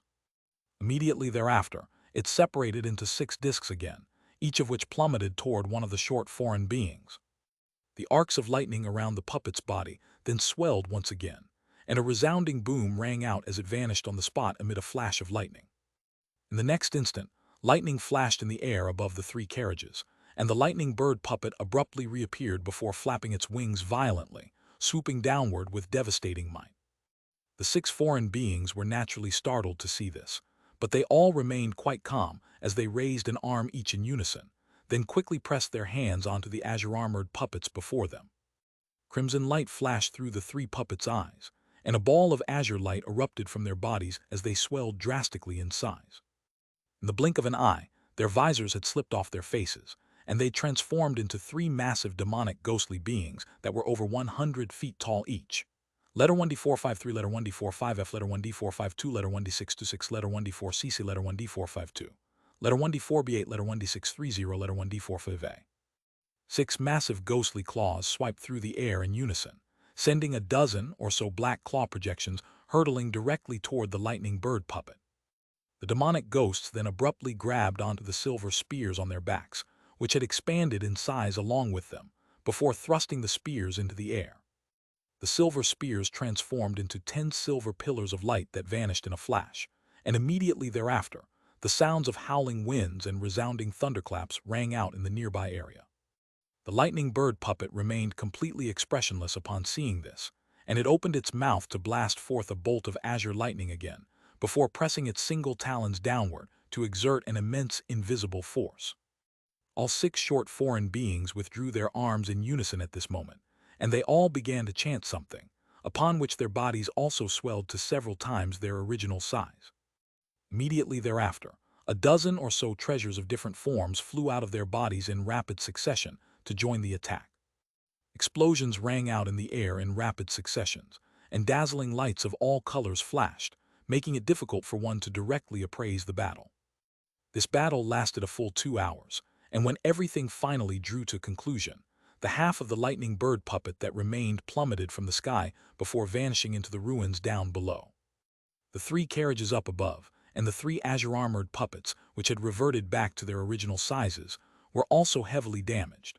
One of the puppets even had a large hole on its chest that passed directly through where a normal being's heart would have been situated. If the same injury had been inflicted on a living being, they would have perished for sure unless they had some kind of miracle pill that could bring them back from the brink of death. As for the 6 foreign beings themselves, they were also in quite a sorry state. Not only had most of their treasures been ruined, the suits of armor they were wearing had also been completely charred black. On top of that, there were many large dents and cracks on the surfaces of the armor, giving them the appearance of useless scrap metal. In contrast, the 6 water buffalo beasts remained completely unscathed, but all of them were also panting heavily with sweat pouring down their bodies. All in all, the 6 foreign beings had secured the final victory against the lightning bird puppet, but they had also paid a heavy price in the process. After striking down the puppet, the 6 foreign beings were quite elated, and they prepared to swoop down in their carriages again. Right at this moment, a cold voice rang out from within a nearby cloud. "Thank you for sparing me the effort of getting rid of this puppet, fellow Taoists of the Black Dwarf race." As soon as the voice trailed off, brilliant light erupted from within the cloud, following which a dozen or so humanoid beings in different attire appeared. They were led by a yellow-robed man, who appeared to be in his 20s, with 3 extremely eye-catching short golden horns on his forehead. Behind him were a dozen or so male and female beings of all different ages, and they also had horns on their heads, but the numbers, shapes, and colors of these horns differed from being to being. The expressions on the faces of the 6 black dwarf beings immediately darkened significantly at the sight of these horned beings. One of them exclaimed in an unpleasant, raspy voice, "Jiao Kai beings, why are you here? Were you following us in secret this entire time?" "Were we following you? Do you think you're worthy of being followed by us? Seeing as you've also come to this place, then you can stay here forever. Everyone, send them on their way," the golden-horned young man chuckled coldly. The dozen or so Jiao Kai beings immediately responded in an affirmative manner, before sweeping forward to surround the 6 black dwarf beings. The black dwarf beings' expressions changed drastically upon seeing this, and their leader immediately yelled, "Run!" The powers of wind and fire erupted from beneath the hooves of the 6 water buffalo beasts, and they abruptly sprang forward as the 3 carriages sped into the distance as balls of azure light. Arcs of lightning could be seen shimmering indistinctly within the azure light, and the carriages were traveling at an astonishing speed.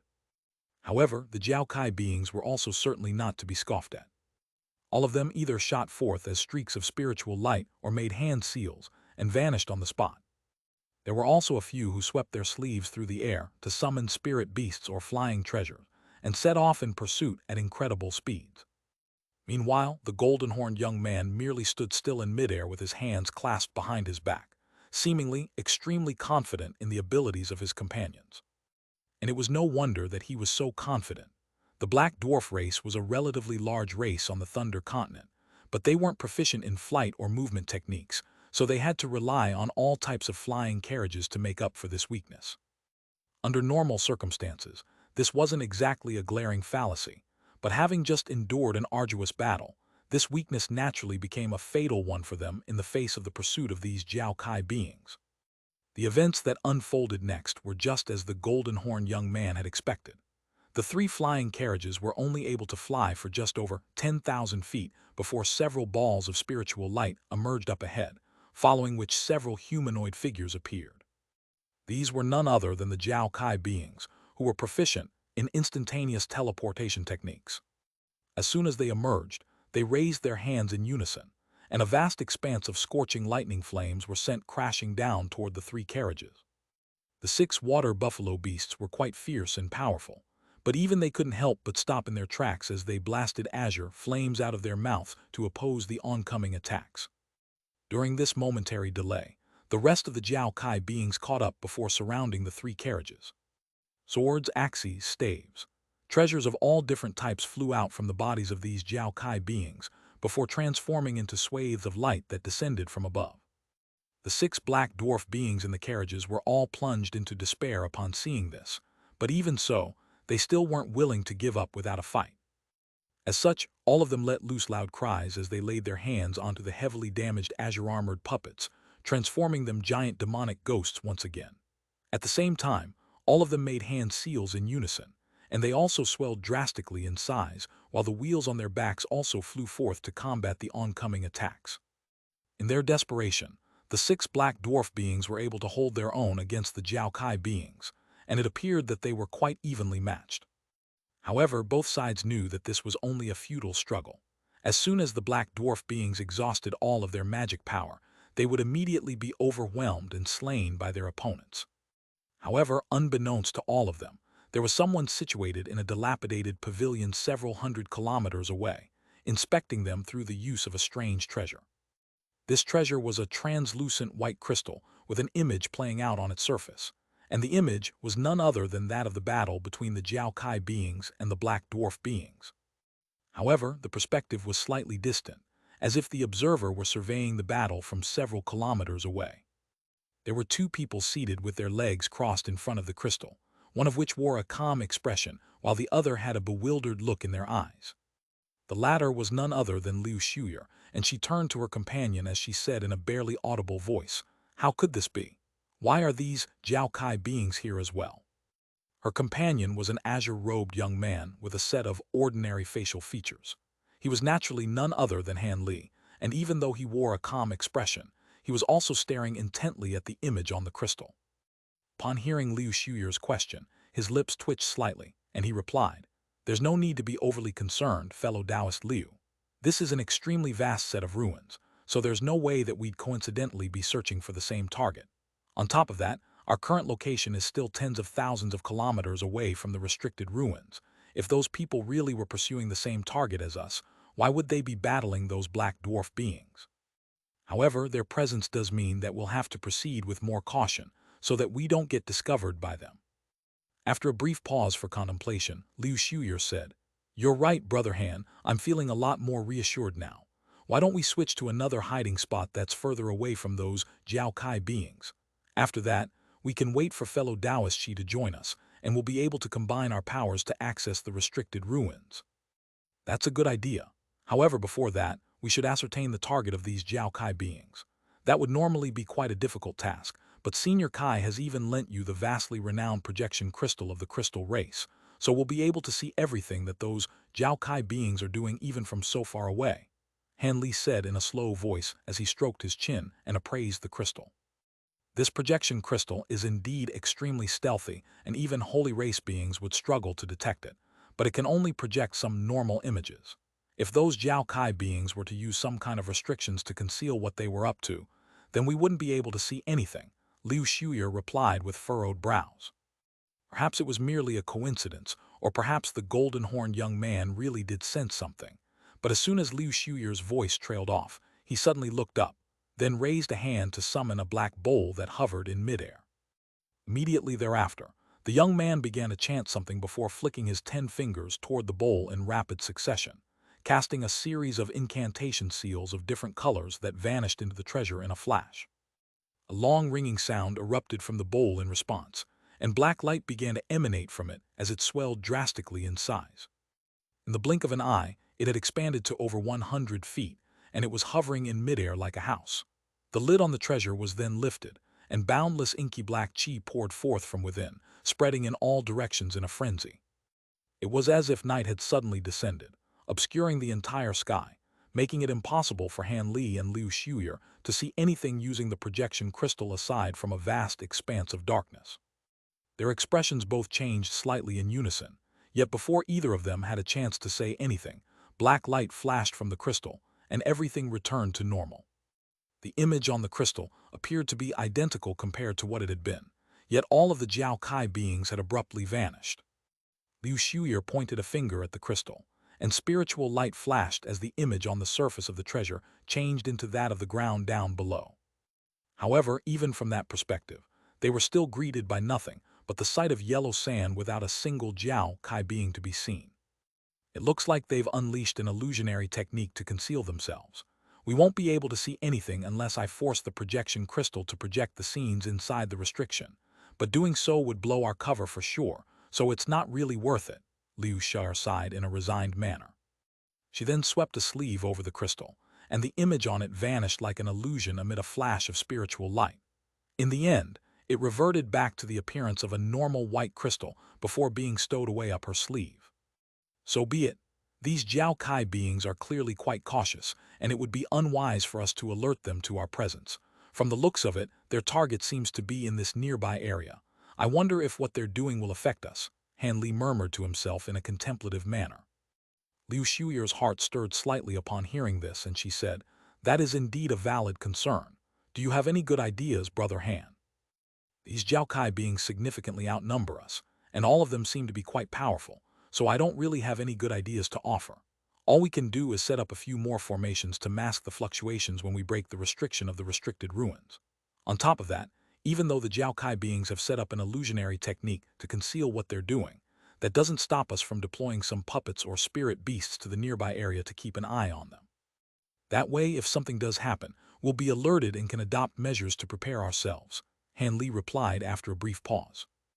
Liu Shuyer was also silent for a moment before nodding in a resigned manner. "Looks like that's all we can do. Seeing as that's the case, why don't we begin setting things up right away? This is not a place we should stay at for much longer, so let's head to the restricted ruins now," Han Li immediately suggested. Of course, I'm just concerned about fellow Taoist Shi. Hopefully, nothing has happened to him on the way here, Liu Shuya replied with a concerned nod. The two of us were able to make it here unscathed, so I'm sure brother Shi would be more than capable of doing the same. Besides, 2 months have only just passed since we split up. Perhaps fellow Taoist Shi merely took a slightly longer route, in which case it would only be normal for him to be late by a few days, Han Li said in a confident manner. I hope that's the case. Liu Shuya could only heave a faint sigh in response. At this moment, Han Li suddenly rustled a sleeve, and a white shadow shot forth from within before revealing itself to be a completely expressionless white-robed woman amid a flash of white light. It was none other than his sentient puppet, Dal. Go and keep an eye on those Jiaokai beings. Don't engage them in battle, just observe them from afar, Han Li instructed. Dal bowed slightly upon hearing this before rising up into the air. However, just as she was about to depart, a thought suddenly occurred to Han Li, and he said, Hold on, take these two things with you. Your top priority is to not be discovered. Han Li flipped a hand over as he spoke, and a black veil suddenly appeared in his grasp along with a purple talisman. The latter was none other than a high-zenith invisibility talisman. Dal remained completely expressionless upon hearing this, but it made a grabbing motion to draw the two items into its grasp in an obedient manner, then flew away as a streak of white light. You seem to cherish that puppet a lot, Brother Han. But then again, that's no surprise. Even I'm very envious that you possess a sentient puppet of such a high caliber, Liu Shui sighed with an amused smile. He, surely you jest, Fairy Liu. With your wealth, I'm sure it's not a difficult task to purchase a sentient puppet. Come to think of it, these types of puppets are kind of gimmicky, and most of the time, they're not even as useful as a spirit beast of the same power level. Even this puppet of mine was a present from someone else, Han Li replied with a faint smile. Seeing as Han Li clearly didn't want to speak too much about his sentient puppet, Liu Shuya changed the subject and said, That's true. Just the amount of top-grade spirit stones required to use such puppets poses quite a headache. Seeing as you've deployed a sentient puppet, I'll also send out a spirit beast to keep an eye on those Jiaokai beings as well. Thus, she patted a certain item hanging from her waist, and a burst of 5-colored light suddenly erupted forth before vanishing into thin air in a flash. Even through the use of his spirit eye ability, Han Li could only catch a very brief glimpse of what appeared to be a small winged mink, with 5-colored light emanating from its body. Han Li was quite startled by this small beast's incredible speed, and he couldn't help but cast a meaningful glance toward Liu Shuya. However, she merely disregarded Han Li's reaction and rose to her feet as she said, Let's go and wait for fellow Taoist Shi near the restricted ruins. Han Li naturally had no objections to this, and thus, both of them rose up into the air before flying away from the Jiaokai beings as streaks of light. Along the way, the scenery down below remained completely the same with nothing but yellow sand stretching as far as the eyes could see in all directions. Han Li had arrived at this place a few days in advance, and he'd taken the opportunity to inspect the ruins here for himself. During the process, he discovered that these ruins stretched for over 1 million kilometers, and there were many places in those ruins where restrictions still existed, so it appeared to be quite a dangerous place. Thankfully, Han Li had been warned by Kai Liting and the others about this place prior to entering the vast glacial realm, so he knew to stay far away from those areas. Otherwise, he would have definitely triggered traps in those ruins such as the lightning bird puppet from earlier.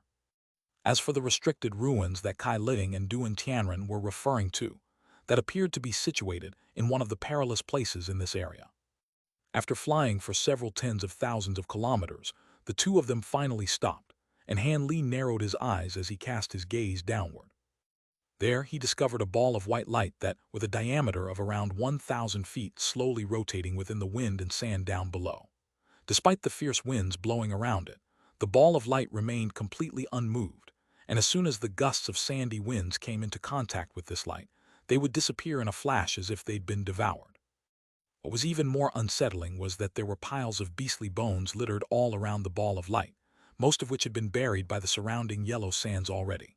However, among the bones that were protruding from the sand, some had already been blackened by age, so they'd clearly been there for an extremely long time, while others were pristine and new, clearly belonging to beasts that had only died here relatively recently.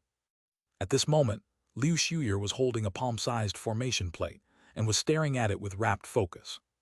After a while, Liu Shuyer exhaled and confirmed, "This is the place. This is the restricted ruins that Master and Senior Duan were referring to."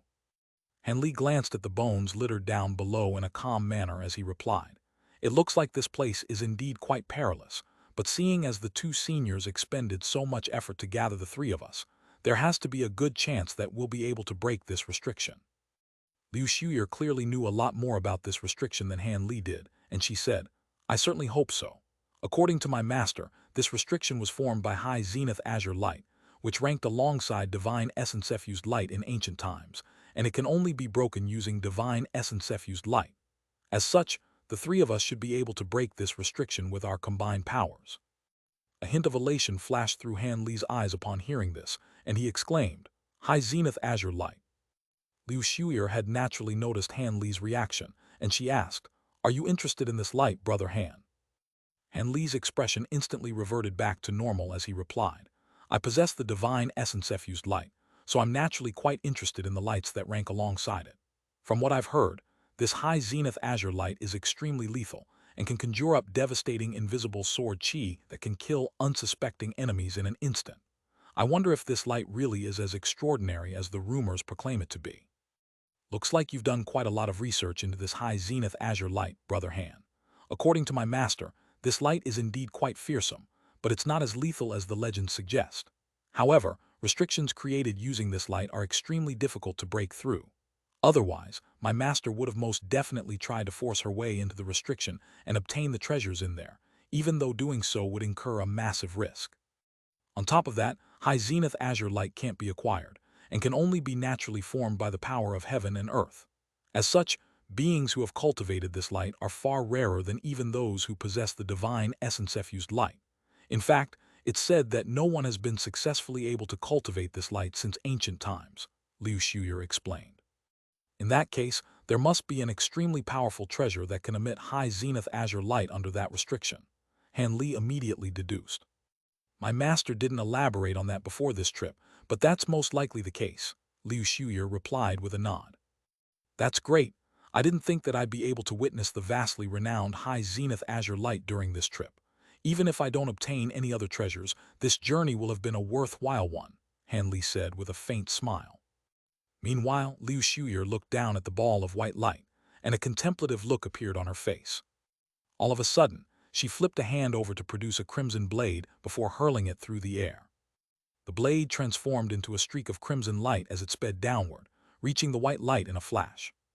However, just as it appeared that the crimson blade was about to pierce through the white light, it abruptly shuddered before separating into 7 or 8 segments amid an anguished wail. It was as if several extraordinarily sharp weapons had struck it at the same time, thereby slicing through it with ease.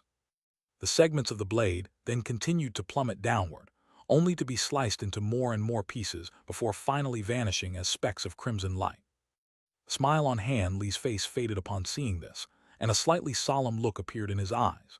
He was unable to detect the form of the high zenith azure light using his spiritual sense, but thankfully, he'd activated his bright-sight spirit eyes in advance, and in the instant that the crimson blade was reduced to specks of light, he managed to catch a brief glimpse of several tens of thin projections striking it from all directions.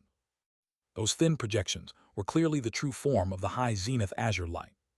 Liu Shuyer seemed to have also caught sight of those projections somehow, and she heaved a faint sigh as she mused, "This high zenith azure light really is quite extraordinary." At this moment, Han Li raised an eyebrow before sweeping a sleeve through the air, and a streak of azure light shot forth from within before hurtling downward. This was an azure flying sword that was around a foot in length. The sword descended at an astonishing speed, and after a single flash, it was only just over 100 feet away from the white light. Meanwhile, blue light flashed through Han Li's eyes, and he looked on with an intense, unblinking gaze. All of a sudden, several tens of thin projections appeared out of thin air before striking the flying sword in a flash. A sharp screeching sound rang out as azure light flashed erratically around the flying sword, and it managed to continue downward despite the attacks from the surrounding projections. However, in the instant before it came into contact with the white light, countless thin projections emerged all around the flying sword before hurtling toward it in unison. The azure bamboo cloudswarm sword was finally unable to withstand the barrage of attacks any longer, and it shattered into specks of azure light amid a low cry. Han Li's expression changed slightly upon seeing this, and he immediately made a grabbing motion, upon which the specks of azure light converged before him to form a complete flying sword again. A peculiar light flashed through Liu Shuyer's eyes in response to this, while Han Li shook his head and stowed his flying sword away. He had other treasures with far superior defensive properties compared to his azure bamboo cloudswarm swords, but if those were to be destroyed, there would be no way to recover them, so he naturally wasn't going to take that risk. However, even though Han Li was doing his best to maintain a calm expression, he was filled with excitement internally. The high zenith azure light most likely stemmed from a high zenith azure mountain, which was one of the main materials required to refine the integrated 5 extremes mountain.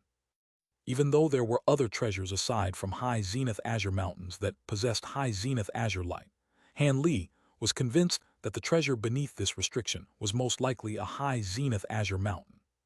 There was a good chance that this restriction was left behind by a true immortal, and it had been able to maintain itself since ancient times. As such, it seemed plausible that only a high zenith azure mountain could provide such a limitless source of high zenith azure light. If he were to obtain this mountain, he'd be able to refine it into a second extreme mountain alongside his divine essence-effused mountain. As these thoughts were running through his mind, Han Li turned to Liu Shuyer and said, "As expected, this high zenith azure light restriction is not something that the two of us can break. We'll have to wait for fellow Taoist to get here before we make a concerted attempt to break this restriction together." "My thoughts exactly, Brother Han. Let's find a place nearby to settle and meditate so we can recover to our peak condition," Liu Shuyer agreed with a nod of her head. Thus, after a brief discussion, the two of them rose up into the air before flying toward a certain direction. A short while later, their duo descended somewhere around 500 kilometers away from the ball of white light. The winds were still quite fierce here, but Liu Shuyer had already summoned a yellow bead that was producing a yellow light barrier around them, which was keeping the wind and sand at bay. Thus, Han Li and Liu Shuyer found themselves in a dilapidated hall, most of which had already collapsed, leaving only a small portion of the building still intact. Half a month later, a burst of light flashed in the distance, and a streak of yellow light came flying toward them. After just a few flashes, the streak of light appeared in the air above Han Li and Liu Shuyer before revealing a tall and broad humanoid figure. It was none other than Shi Kun. However, his face was slightly pale, and his eyes were also rather dull, seemingly indicating that he was far from his peak condition. After appearing in the air over this area, Shi Kun didn't immediately make his descent. Instead, he inspected his surroundings in a cautious manner, and only after ascertaining that there were no potential hazards nearby did he flip his hand over to produce a formation plate. He carefully inspected the formation plate for a short while, before descending as a streak of yellow light. The grains of sand intermingled with the gusts of fierce winds scraped against the layer of protective spiritual light around his body, creating a sound that was akin to metal grating on metal, but the layer of light remained completely unscathed.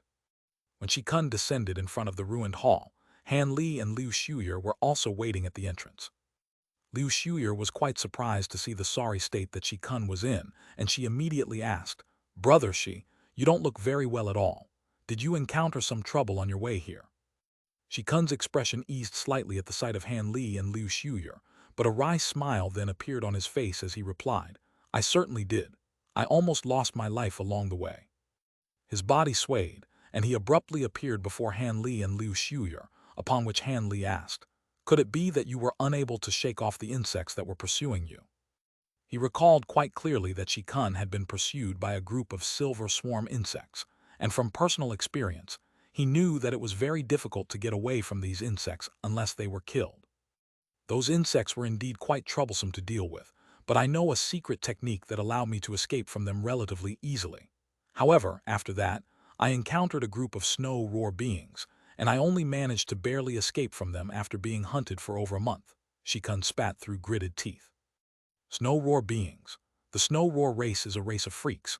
They're only allowed to cultivate ice attribute abilities, and they think ice attribute abilities are the origin of all abilities and cultivation arts. On top of that, they have a vendetta against every being that cultivates abilities of any other attribute. It's extremely unfortunate that you ran into them, Brother Shi, Liu Shuyer exclaimed with a shocked look on her face. "That's them, all right. They're only a medium-sized race, and all of them are absolutely inexplicable.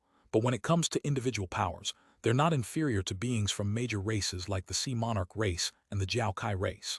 In the past, these beings mostly resided in the northernmost region of the Thunder Continent, and due to how rural their territory is, it's very rare for them to obtain vast glacial badges and enter the vast glacial realm.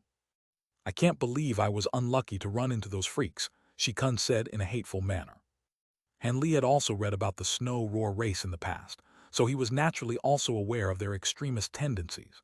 As such, he could only exchange a glance with Liu Shuyer and lament Shikun's misfortune. In his current state, he clearly wasn't in any condition to help Han Li and Liu Shuyer break the Holy Zenith Azure Light formation, so they had no choice but to afford him some time to rest and recover. Thus 6 days passed by in a flash. During this time, Han Li's puppet and Liu Shuyer's spirit beast hadn't noticed anything amiss in their surveillance of the Jiao Kai beings. It was as if they were content to simply camp under their illusionary technique. Han Li and the others didn't have any idea what those Jiao Kai beings were up to, but this was certainly a welcome sight for them. All they could hope for was that things would continue like this, and that they'd be able to break through the restriction without any trouble before sneaking away from this place. Thus, on this day, the three of them rose up into the air before flying toward the restriction in a stealthy manner. Moments later, Han Li's trio appeared above the white ball of light again. As soon as they arrived, the three of them split up, arranging themselves in a huge triangular formation in the air above the restriction. I'm sure all of you have already memorized the procedure required to break this restriction. The restriction consists primarily of high zenith azure light, and it's split up into 3 major levels, which are in turn comprised of 11 minor layers. We have to break through all of those layers at once. Otherwise, if we're stalled during the process, the layers of the restriction that we've already broken will immediately repair themselves again, which would make all of our prior efforts go to waste. Back before Senior Duan had become a holy race being, he was able to rely on his astonishingly powerful body and defensive prowess to break through the first 7 layers of the restriction on his own.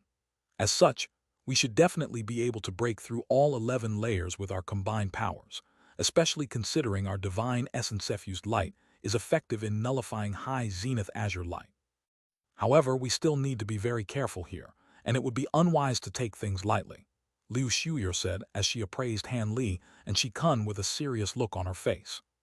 Han Li smiled upon hearing this, and he said, "Both fellow Taoist Shi and I expended a lot of effort to get here, so we'll definitely be giving this everything we have. I'm sure you're both aware of the agreement I made with the 2 seniors, right?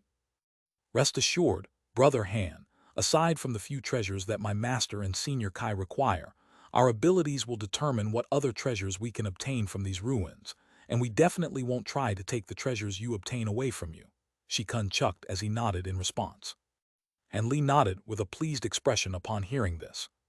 After that, there was nothing more that had to be said, and Liu Shuyer patted her storage bracelet, upon which an extremely vibrant small umbrella appeared in her hand amid a flash of 5-colored light.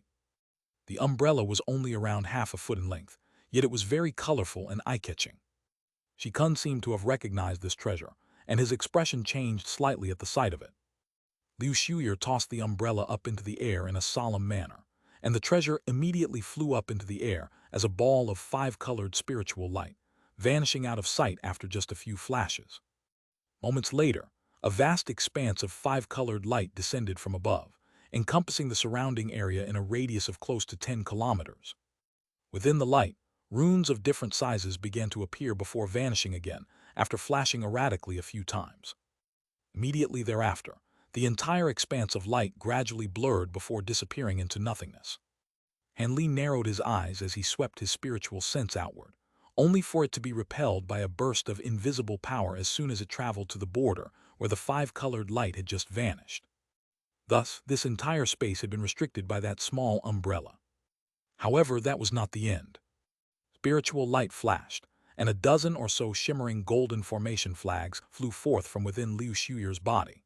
Each and every one of those flags was extremely intricate in design, with many runes inscribed on their surfaces. After being hurled up into the air, they all disappeared into the surrounding space as streaks of golden light, following which a dozen or so pillars of golden light erupted into the heavens, then also vanished in a flash. A burst of extremely faint fluctuations was left in the wake of these golden pillars. Only after doing all that did the expression on Liu Shuyer's face ease slightly, and she smiled as she explained. This umbrella is a treasure given to me by my master, and it can conceal the spiritual pressure fluctuations that are sure to appear when we break this restriction. On top of that, the golden spirit restricting formation set up by those formation flags are a purely defensive formation that can even withstand the attacks of an early holy race being for a while. In that case, let me set up some things as well. Shikun chuckled before opening his mouth to expel a dozen or so balls of gray light. Within each ball of gray light was a gray ring, and there were a total of 13 such rings. All of them revolved around Shikun, emitting a faint buzzing sound before vanishing into thin air. Yin soul-bonded rings. I didn't think Senior Duan would have entrusted you with such a precious treasure, brother Shi, Liu Shuyer exclaimed as his pupils contracted drastically. These rings have no effect other than to harm the souls of living beings, and if one were to be caught off guard, they could be severely wound by these rings even as a holy race being, so they complement your restriction perfectly, Fairy Liu, Shikun said in a calm manner. Liu Shuyer quickly recomposed herself as she said, with these measures in place, even if the Jiaokai beings really do try to ruin our plans, we'll be able to keep them at bay for a while. At this moment Han Li stroked his chin and said, seeing as we've completed all of our preparations, let's begin breaking this restriction right away. For some reason, I can't shake the feeling that the longer this takes, the riskier everything becomes. I certainly agree with you on that, Brother Han. Let's begin, Fairy Liu, Shikun chuckled in response. Seeing as both of you are ready, I'm naturally also prepared to proceed, Liu Shuyer said with a smile. Thus she raised a hand, and a small gray flag suddenly appeared in her grasp. Upon closer inspection, one would discover that there was faint divine, essence-effused light emanating from the flag. Liu Shuyer tossed the small flag in front of her, then made a hand seal as she began to chant something. A gray wheel of light abruptly emerged behind her, and the rune at the center of the wheel began to slowly rotate. The small gray flag immediately began to tremble in response while emitting a low buzzing sound, as if it were resonating with the gray wheel. Seeing as Liu Shuyer had activated her divine essence-effused light, Han Li and Shikun glanced at one another before also following suit. Gray light erupted from Shikun's body as he rustled a sleeve to produce a badge-like treasure. The badge was also gray in colors, and the ancient characters for essence and light were inscribed onto each of its two sides. The badge rotated on the spot before swelling drastically to around 10 feet in size. Shikun then immediately extended a hand, pressing it onto the back of the badge while spreading open his fingers. Spiritual light flashed from his 5 fingers, and brilliant gray light instantly erupted from the badge, and the 2 ancient characters on it began to glow extremely brightly. As for Shikun himself, gray divine essence-effused light was surging around his body, creating quite an astonishing spectacle to behold. Meanwhile, Han Li had already extended his inky black hand out of his sleeve, and he curled his fingers inward slightly, upon which a miniature mountain that was around a foot tall appeared directly over the center of his palm. This was none other than his extreme essence-effused mountain.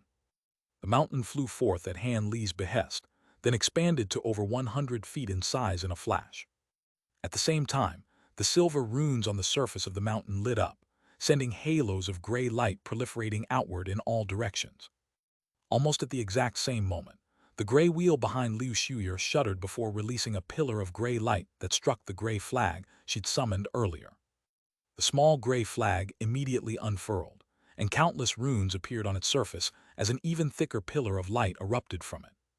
The giant badge in front of Shikun was releasing clumps of gray threads, while Han Li stood in midair in an expressionless manner, making a hand seal with one hand while pointing a finger at the black mountain before him with his other hand. The extreme essence-effused mountain rotated on the spot, and waves of gray light began to surge forth from its underside. The 3 types of divine essence-effused light instantly combined as one to form a giant rune that was over 100 feet in size. Letter 1D4BB, letter 1D633, letter 212F, letter 212F, letter 1D464, letter 212F, letter 1D4B7, letter 1D450, letter 2134, letter 1D4FA. The massive rune descended at Liu Shuyer's behest, vanishing into the white light down below in a flash, upon which a resounding dull thud rang out. White and gray light intertwined briefly, following which the ball of white light was torn apart by the gray rune with ease before vanishing as specks of spiritual light. However, another barrier of azure light, then, immediately appeared to take its place. The giant rune continued descending without pause, striking this new barrier of azure light with tremendous force. On this occasion, the azure light barrier abruptly vanished as if it had been instantly devoured. Thus, the rune descended once again, only for a massive net comprised of countless crimson threads to suddenly appear beneath it. Prior to even making contact with this restriction, the red net flashed with spiritual light before releasing crimson clouds that drifted directly upward. The massive rune plunged into the red clouds, and a string of rumbling thunderclaps rang out in quick succession. Bright gray light began to emanate from the huge rune, and the red clouds were eradicated in the end after churning violently for a short while. As a result, all of the crimson threads quickly dissipated like snow melting under the scorching sun. The rune then continued to plummet toward the fourth restriction.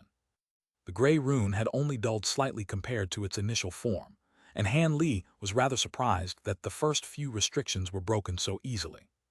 The high zenith azure light that everyone had been most wary of didn't even appear to oppose the giant gray rune as it had encountered the bane of its existence in the form of divine essence-effused light. This was why they had been able to break through the first few restrictions so easily. In what seemed like the mere blink of an eye, the huge gray rune had crashed through 9 restrictions of different forms. However, at this point, the rune seemed to have finally expended almost all of its power, and following a low wail of anguish, countless thin cracks appeared over its surface, as if it weren't going to shatter at any moment. "What are you waiting for? Prepare for the final strike." Liu Shuyer let loose a loud cry as the gray wheel of light behind her flew forth, disappearing into the cracked rune as a thick pillar of gray light. All of the cracks on the rune were instantly sealed as a result, and it began to radiate brilliant gray light again as it continued to descend in an unstoppable manner. Han Li and Shikun also sprang into action at this moment. The former pointed a finger at the black mountain before him, sending it plummeting downward with devastating force, while the latter gently laid a hand onto his giant badge, upon which the treasure hurtled downward like a massive arrow. The two of them descended from above as 2 giant balls of gray light, plummeting rapidly like a pair of gray shooting stars. The 10th restriction was comprised of a layer of yellow sand, and the gray rune faltered as soon as it came into contact with this restriction. Through the use of his spirit eye ability, Han Li could see that the high zenith azure light, which had been repressed by the divine essence-effused light earlier, was beginning to surface in the nearby area again. It had finally begun to display its power again, after the giant rune formed by the divine essence-effused light had been severely weakened. Countless thin, barely visible projections slashed through the air, and the giant rune shattered into countless pieces mid a dull thump. Gray light surged forth in all directions as a result, forcibly blasting away most of the transparent projections formed by the high zenith azure light. Right at this moment, the giant badge in the Black Mountain also arrived. What remained of the high zenith azure light attempted to keep the 2 treasures at bay, but it was swept away with ease before the 2 treasures struck the sand barrier down below. The entire film of sand tremored violently, following which each and every constituent grain of sand swelled to the size of a human fist before surging upward in a frenzy, desperately trying to destroy the giant badge and the Black Mountain again. These yellow grains of sand were clearly no ordinary treasures themselves. Otherwise, there was no way that they'd be able to withstand such an enormous impact. However, both Han Li's extreme essence-effused mountain and Shikun's gray badge were also exceptional treasures that contained divine essence-effused light, and even though the gray light around the 2 treasures was being compressed by the grains of sand, the light only became brighter and more dazzling. These grains of sand were certainly nothing to scoff at, but they were unable to force their way into the gray light even by a single inch. Right at this moment, the silver runes on the extreme essence-effused mountain and the ancient characters on the gray badge flashed in unison, and only then did they begin to display their true power. The silver runes on the surface of the mountain were projected outward before rapidly forming several black holes around the mountain, each of which had a diameter of around 10 feet. Gray light swirled inside those black holes as bursts of enormous suction force erupted from within. All of the nearby grains of sand were swept up by the gray light, reverting back to their original form before surging into the black holes in a frenzy. Thus, a vast expanse of empty space peered around the mountain.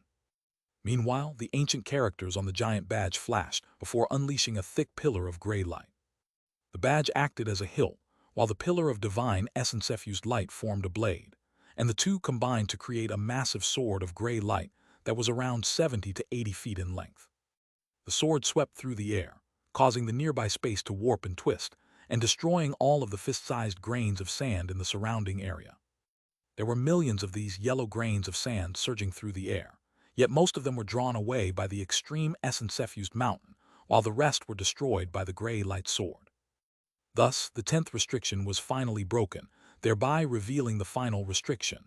This was a giant piece of artwork formed by an azure light barrier. The artwork depicted lush mountains and scenic forests, with countless beasts and birds residing within them. At the same time, spiritual light suddenly flashed from the tallest mountain in the artwork, and balls of spiritual light began to explode all over the image. Bird projections of all colors sprang to life within the azure light, and some of them flapped their wings, while others raised their head and let loose long cries. All of them then erupted from the artwork as if they were actual living creatures. Some of the birds opened their beaks to blast forth balls of crimson flames. Some flapped their wings to unleash white blades of wind, and some summoned arcs of silver lightning around their talons amid rumbling thunderclaps. Attacks of different forms erupted like floodwaters through a shattered dam, and at the same time, the light flashing from the azure mountain transformed into projections that were untraceable to the naked eye before hurling toward the black mountain and the gray sword of light. The amount of high zenith azure light imbued within this layer of the restriction was far more than that in all of the previous layers combined. As these projections struck the extreme essence-effused mountain and the gray light sword, the gray light emanating from the two treasures dimmed significantly, as if they were being overwhelmed. However, as opposed to being disheartened by this, Han Li was elated as he exclaimed, "That really is a high zenith azure mountain." Han Li was almost immediately able to identify that the mountain within the artwork was the treasure that he'd been searching for. However, the mountain had clearly been refined into this artwork as its main material, and its powers seemed to have been significantly enhanced by the entire artwork. Just as he was thinking this, Shikun let loose a loud cry, and his gray light sword began to glow brightly again as it slashed through the air. All of the oncoming fireballs, blades of wind, and arcs of lightning were immediately vanquished before a devastating streak of sword chi crashed into the flock of birds that had emerged from the artwork. Hundreds of bird projections were destroyed at once, but even more of them transformed into 5-colored balls of fire that hurtled toward the light sword in a frenzy. Resounding booms rang out in rapid succession as the initial barrage of 5-colored fireballs were snuffed out by the gray light emanating from the giant sword. But as more and more fireballs flocked toward it, the massive sword was finally forced to revert back to its badge form, which was then swept up by the flames amid an anguished wail, then sent plummeting into the artwork down below. Meanwhile, the rest of the 5-colored flames continued to surge toward the black mountain up above. Han Li's heart stirred upon seeing this, and he immediately made a hand seal before pointing a finger at the extreme essence-effused mountain. A dull sound akin to the toll of a giant bell rang out from within the mountain, and it began to swell drastically once again amid a flash of silver light. In the blink of an eye, it had expanded to several thousand feet in size, and countless silver runes had appeared over its surface, sending waves of gray light crashing downward with devastating might. The giant gray sword that Shikun had unleashed was extremely powerful, but the amount of divine essence-effused light contained within it was completely incomparable to that of the extreme essence-effused mountain. Thus, as the giant mountain began to descend from above, all of the 5-colored flames sweeping up toward it were instantly snuffed out by the waves of gray light before they could even make contact with the mountain. The massive mountain then continued to plummet downward, yet just as it was about to strike the artwork down below, a long cry rang out from the azure mountain, following which all of the other features on the piece of artwork, regardless of whether they were beasts or plants, transformed into azure spiritual light that surged into the mountain in a frenzy. The mountain took on an extremely vibrant green hue as a result, and it slowly began to emerge from the artwork. At the same time, the entire mountain shuddered, and the azure light emanating from it manifested into a series of green threads. The high zenith azure light within the mountain had finally been revealed in its truest form, and the green threads intertwined to form layers of green nets that surged directly upward. The gray waves and green net clashed in an instant, and a sharp screeching sound akin to that of metal grating on metal immediately rang out. The two mountains both shuddered at once, and an impasse ensued. Hanli narrowed his eyes while rapidly circulating the spiritual power within his body upon seeing this, planning to inject the extreme essence-effused mountain with more power in order to enhance it. However, right at this moment, a string of loud thunderclaps suddenly erupted high up in the air, following which bolts of gray light that were as thick as large bowls crashed down viciously onto the green net. The giant net formed by the high zenith azure light immediately began to tremor violently as a result. Hanli was quite elated to see this, and he looked around to find that the bolts of gray lightning were erupting from the flag in front of Liu Xiuya. Seeing as Hanli and Shikun's treasures weren't able to easily break through the final restriction, she had finally unleashed her own treasures to lend them her assistance. However, the Azure Mountain really was immensely powerful. It was quite clear that the high zenith azure light it was releasing wasn't powerful enough to withstand the combined attacks of the extreme S-sec-fused mountain and the bolts of gray lightning, but green threads were pouring forth relentlessly from the mountain, constantly replenishing the areas of the net that had been damaged. As such, even though the green net was firmly on the back foot, it wasn't immediately vanquished. In contrast, Hanli's trio had gained a significant advantage, but they weren't able to break through the 11th restriction with immediate effect. If they were to be delayed until all of the previous restrictions they destroyed fully recovered again, then they'd be in big trouble. Hanli and Liu Xiuya were naturally both aware of this, so they were injecting their power into their respective treasures with all their might. However, even in the face of the devastating waves of light and bolts of gray lighting, the green net displayed extraordinary resilience, constantly bringing itself back from the brink of destruction. Hanli and Liu Xiuya's expression both changed slightly upon seeing this. Thankfully, right at this moment, Shikun suddenly sprang into action again. He took a deep breath, and his body immediately swelled to several tens of feet tall. He slammed his fists together in front of his chest, upon which brilliant gray light erupted from his body. Immediately thereafter, he swung his arms through the air, and countless fist projections were conjured up around him, all of which then came crashing down violently as balls of gray light. Letter 1D557, letter 1D42B, letter 1D41E, letter 1D556, letter 1D568, letter 1D41E, letter 1D41C, letter 1D5FC, letter 1D696. These balls of divine essence-effused light proved to be the final straw that broke the green net's back.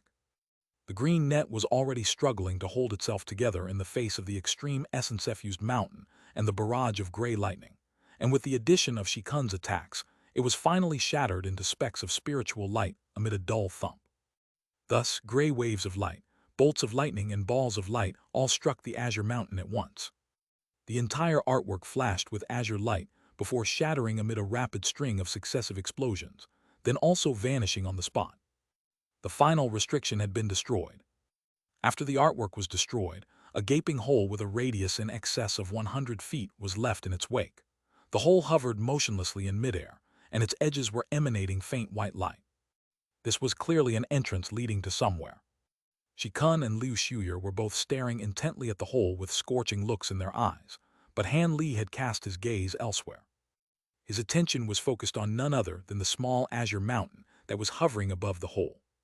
Without the enhancement of the artwork it had been attached to, the high zenith azure mountain had been reduced to only around 10 feet tall, and the azure light shimmering around it had also become extremely faint, making it appear as if it were about to collapse at any moment.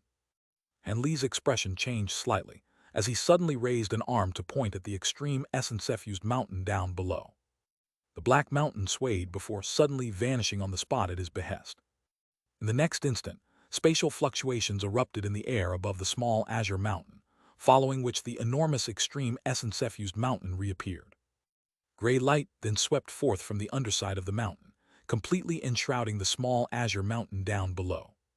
The high zenith azure mountain let loose an anguished wail as azure light flashed feebly around it in a desperate attempt to keep the divine essence-effused light at bay.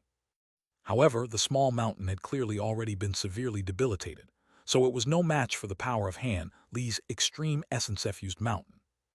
A series of silver runes abruptly emerged within the gray light, and they revolved around the azure mountain before adhering to it like glue. Following a final resigned wail, the high zenith azure mountain was forcibly drawn to the underside of the extreme essence-effused mountain by the countless runes around it. In the end, it was drawn into the extreme essence-effused mountain and vanished in a flash of azure light. A hint of elation appeared on Han Li's face, and he waved a hand through the air, upon which the extreme essence-effused mountain rapidly shrank down to its miniature form amid a flash of gray light. The miniature black mountain then vanished up Han Li's sleeve, and the entire process had been extremely quick, to the extent that by the time Liu Shuyer and Shikun had reacted to what he was doing, the high zenith azure mountain had already been secured. Liu Shuyer and Shikun both faltered slightly upon seeing this, before exchanging a glance with one another. The two of them had naturally also identified the high zenith azure mountain, and it was naturally impossible to say that they didn't want this treasure.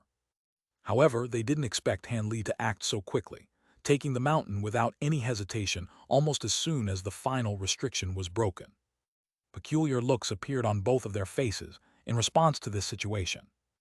This mountain is quite useful to me, and I'm sure there are many more precious treasures down there, so you wouldn't mind me taking this, would you? Han Li asked with a smile. If that treasure is useful to you, then feel free to take it. I have no objections, Liu Shuyer replied as a smile appeared on her face. Shikun's expression changed a few times before a wry smile appeared on his face, and he conceded, I'm also rather interested in that treasure, but seeing as you've obtained it first, I have nothing to say. Then I'll have to thank you too for your generosity, Han Li said with a smile as he cupped his fist in a salute. Don't mention it, Brother Han. Now that we've broken this restriction, we should enter these ruins and find the treasures that Master and Senior Duan require as quickly as possible. After we secure these treasures, we'll definitely be rewarded handsomely when we return to Cloud City, Liu Shuyer said as a serious look appeared on her face. After that, she stowed away her gray flag before flying into the hole down below as a streak of blue light. Shikun also hurriedly followed along as a ball of yellow light. In contrast, Han Li inspected his surroundings through narrowed eyes, and only after ascertaining that nothing was amiss in the nearby area did he also slowly descend toward the hole.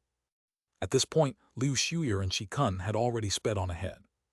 Just as Han Li flew into the massive hole behind them, vibrant balls of light suddenly appeared in the surrounding area before sweeping toward him. Han Li was naturally quite alarmed to see this, and he immediately conjured up a layer of protective azure light to shield himself. However, those vibrant balls of light then faltered before transforming into runes of different sizes, and they revolved around Han Li before forming a small five-colored light formation. Letter 1D65B, letter 1D493, letter 1D486, letter 1D65A, letter 1D498, letter 1D486, letter 1D484, letter 1D490, letter 1D4F6. Han Li found himself situated at the very center of the formation, and a faint buzzing sound rang out as bursts of spatial fluctuations erupted around him. As opposed to becoming even more alarmed by this development, Han Li's expression eased slightly instead, and he clasped his hands behind his back, displaying no intention to shatter this light formation. In the next instant, bright five-colored spiritual light erupted, and Han Li was struck by a rush of dizziness while his surroundings blurred, and he abruptly vanished on the spot. In the next instant, Han Li opened his eyes to find that he was situated on a tall platform. The entire platform had been paved with gigantic blocks of blue stone, and there were some patterns on its surface, but it certainly couldn't be classified as intricate or beautiful. Instead, it gave off a simple and primitive air. Directly underfoot was a teleportation formation with a radius that was no more than 20 feet, and close to the formation was a stone staircase that led down from the platform. Han Li only took a quick glance at the teleportation formation and the stone platform before casting his gaze toward the surrounding area. At this moment, he seemed to be situated within an alternate space. There was a bright sun up above, and the sky was of a bright blue color without a single cloud in sight. There were all types of exotic plants and flowers growing in the area, and an occasional gentle breeze would blow past, carrying the fragrance of these plants toward Han Li. However, the thing that attracted Han Li's attention most was a mountain that was several thousand feet tall situated close to the platform. The mountain wasn't very tall, but it spread for close to 10 kilometers, and its terrain was quite remarkable. The entire mountain was of a completely bland white color, and it consisted entirely of sheer faces that were almost completely vertical. At the summit of the mountain was a massive purple palace that covered almost the entire peak. And Li focused his gaze toward that direction and appraised the palace for a long while before turning his attention to the ground at the foot of the stone staircase. Liu Shuyer and Shi Kun were standing there motionlessly, and both of them also seemed to be carefully appraising the purple palace in the distance. And Li's expression changed slightly, and his body swayed as he prepared to fly down from the stone platform. However, he only managed to get several feet off the ground before he was abruptly forced back down onto the platform, landing in the formation with a resounding dull thump that made the entire platform tremor slightly. It was as if his body had suddenly become extremely heavy. Han Li raised an arm and swung it through the air a few times in an experimental manner, only to find that it was just as light as normal. A hint of surprise flashed through his eyes, but a thought then immediately occurred to him. An azure light flashed around his body as he slowly rose up into the air again. However, he'd only flown around a foot into the air before a burst of enormous power crashed down onto his body without any warning. Han Li wobbled slightly before righting himself, but his expression changed slightly in response to this situation. After that, he continued to slowly rise upward, using his immensely powerful body to combat the enormous force weighing down on him. Upon reaching around 2 feet off the ground, his body shuddered again, and the azure light around him also began to flash erratically. Han Li furrowed his brows slightly upon seeing this, following which blue light flashed through his eyes as he inspected his own body. Through the use of his spirit eye ability, he was able to discover that bands of faint yellow light had wound themselves around his body, completely disregarding the protective layer of azure light he'd conjured up. At this moment, Shi Kun turned around with a wry smile and said, "I see you've also noticed this, Brother Han. The flight restriction here is a little different from normal restrictions. For every successive foot that we rise up into the air, the power of the restriction will be doubled. I can only fly to about 7 or 8 feet before being forced to come back down. The power of the restriction increases by 2-fold for each successive foot of height. This restriction sure is quite powerful. Even a holy race being most likely won't be able to fly more than several tens of feet off the ground," Han Li said in a slow voice before slowly descending onto the ground again. In the instant that his feet came into contact with the ground, the yellow bands of light around his body abruptly disappeared.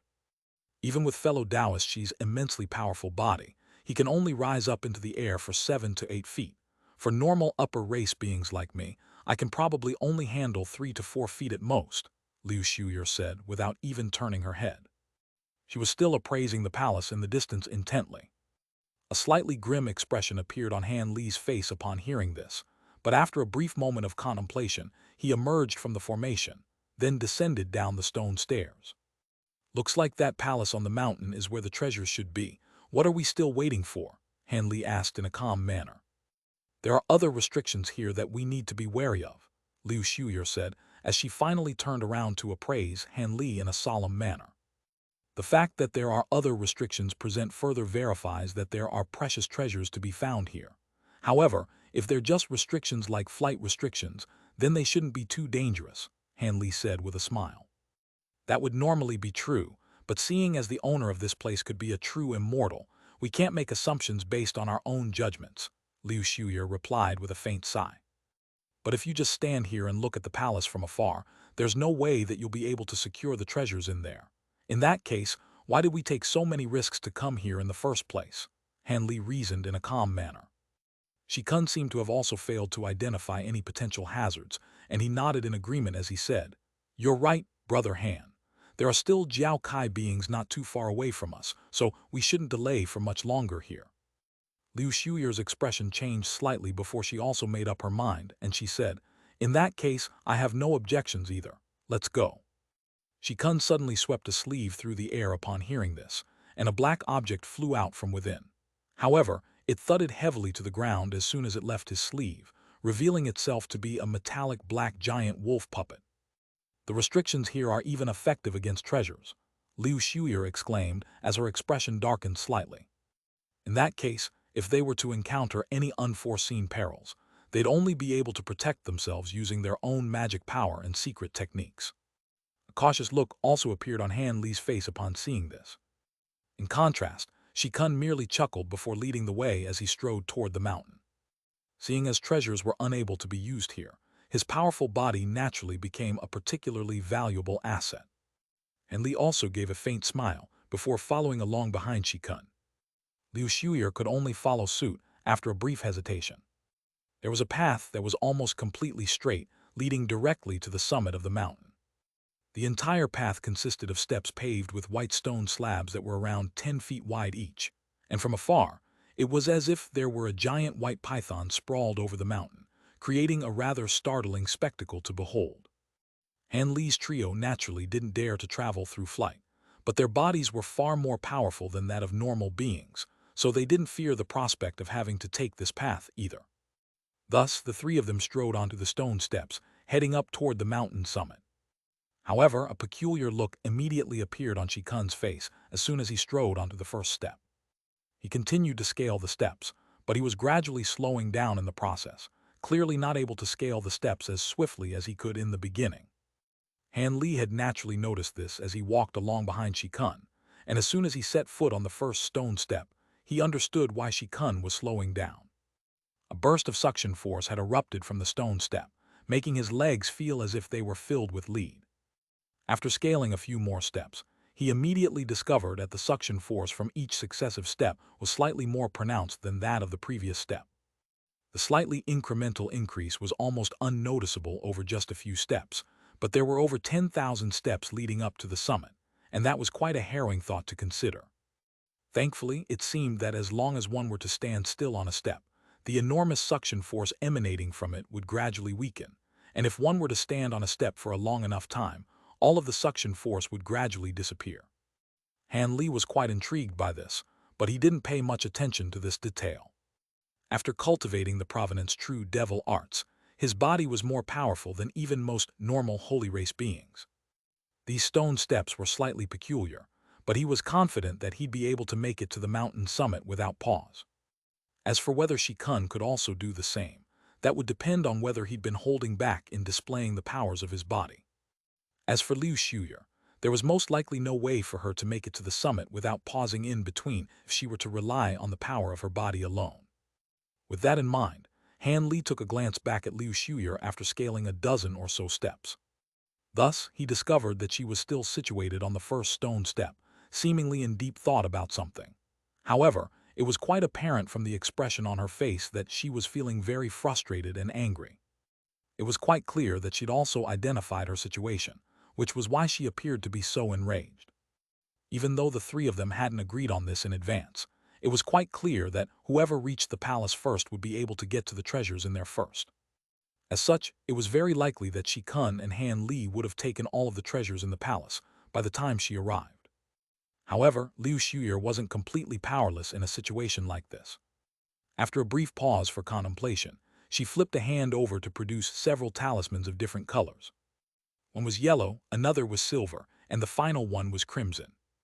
3 spluttering sounds rang out in quick succession as she plastered these talismans to herself. 3 balls of light of different colors then erupted from the talismans before vanishing into her body in a flash. Immediately thereafter, yellow, silver, and red spiritual light emerged around her body, releasing astonishing spiritual pressure in the process. It appeared that these 3 talismans were all capable of enhancing one's physical body, and after applying them to herself, Liu Shuyer continued to scale the steps without any further delay. Han Li witnessed this from above, but displayed no reaction in response. Assistant's talismans were very interesting, but they were next to completely useless to high-grade cultivators like them. Cultivators who focused on cultivating their magic power naturally wouldn't be interested in talismans that could enhance their physical bodies, and they wouldn't use such talismans in battle either. As for beings who specialized in cultivating their bodies, these talismans were also largely superfluous. After all, body refinement cultivators had already tapped into much of the latent potential of their physical bodies, so talismans of that nature wouldn't provide significant enhancements. For body refinement cultivators, even the rarest high-grade assistance talismans would only be able to enhance their bodies by 10% to 20% at the very most. As such, regardless of how many assistance talismans a normal cultivator were to use, their bodies would still be far inferior in power compared to body refinement cultivators. Han Li was quite adept in the art of talismans himself, so he was naturally well aware of this. As such, He didn't think much of what Liu Shuyer was doing and merely continued to scale the steps in an unhurried manner. Thus, the three of them continued onward, gradually opening up distance between one another as they approached the mountain summit. Initially, as the restrictive power from the stone steps became more and more pronounced, Liu Shuyer and Shikun simply forced themselves to continue onward, despite knowing that they'd be able to expend a lot less effort if they were to pause momentarily on each step. However, Han Li's condition was vastly different compared to that of his two companions. Shikun was still leading the way, striding up the stone steps at a steady pace, but he was clearly breathing more heavily, and sweat was beginning to appear on his forehead. Han Li was situated in the middle, and his skin was beginning to take on a faint golden hue, but his expression remained completely unchanged, displaying no signs of strain whatsoever. As for Liu Shuyer, the layer of white light over her face made it impossible for anyone to glean her expression, but she was slowing down at a noticeable rate. After scaling up around a third of the staircase, her body would shudder with each successive step that she took, and the three-colored spiritual light around her also fluctuated erratically in brightness, looking as if they could be snuffed out at any moment. It was quite clear that even with the enhancements of her talismans, she wasn't going to be able to keep this up for much longer. Liu Shuyer was clearly well aware of this herself, and a resigned look had already surfaced in her eyes. After scaling an additional 200 to 300 steps, she heaved a faint sigh and finally drew to a halt. And Li didn't turn back to look at her, but he could detect this through the use of his spiritual sense. His expression changed slightly in response, but he showed no sign of stopping at all. After that, Shikun and Han Li continued to scale up over 1,000 steps, upon which they finally arrived at the halfway mark of the entire mountain path. Sweat was already pouring down Shikun's face, and with each successive step he took, the ground beneath him tremored slightly while the yellow light around his body flashed erratically, clearly indicating that this was becoming quite difficult for him. Throughout this process, he'd also been using his spiritual sense to inspect Han Li. At this moment, aside from the fact that the golden light around his body was glowing more brightly than before, his expression and pace remained completely identical to when he'd first set foot on this path, as if he weren't being affected by the restriction underfoot at all. Shikun was quite stunned to see this, and it began to occur to him that Han Li was most likely also a high-grade body refinement cultivator, and that his body could be even more powerful than his own. After resting for a while, Liu Shuyer took some pills to replenish her energy before also continuing onward. Shikun was desperate to maintain his advantage, but he could feel his legs growing heavier and heavier. Even the joints within his body were creaking and groaning, clearly indicating that he was under immense physical strain. Thus, Shikun began to slow down significantly, while Han Li maintained an even pace. After about 10 minutes, Han Li was finally able to catch up. He turned to Shikun, who was sweating profusely, and gave him a faint smile before passing him by without slowing down even in the slightest. After a few more steps, Han Li was able to easily open up a gap between himself and Shikun. Shikun gritted his teeth upon seeing this, and he finally stopped as he looked up at Han Li's profile with an indecisive look on his face. Thus, Han Li scaled up over 100 more steps without suffering any decrease in speed, and Shikun's expression had darkened significantly at this point. He looked up at the purple palace on the mountain, then used his spiritual sense to inspect Liu Shuyer, who was slowly catching up, and his eyelids twitched as he abruptly flipped a hand over to produce a small crimson vial. The entire vial was of a vibrant, translucent red color, and there were several inch-long miniature talismans plastered to its surface, giving it a rather mysterious appearance. Shikun exhaled toward the vial in his hand, expelling a burst of yellow light that removed the talismans plastered to the vial. A dull thump immediately rang out as these talismans vanished into thin air as balls of flames of different colors. As soon as the talismans were removed, the lid of the vial immediately flew off on its own. A streak of crimson light then shot forth from within, and a crimson pill could be seen within the streak of light. Shikun was prepared for this in advance, and he immediately inhaled with all his might, creating a burst of suction force that drew the pill into his mouth, then down his throat and into his stomach. The pill dissolved almost instantaneously, forming a burst of scorching heat that traveled directly into his dantian and meridians. Even though Han Li was quickly progressing onward up ahead, he had naturally noticed what Shikun was doing, and his heart stirred slightly in response.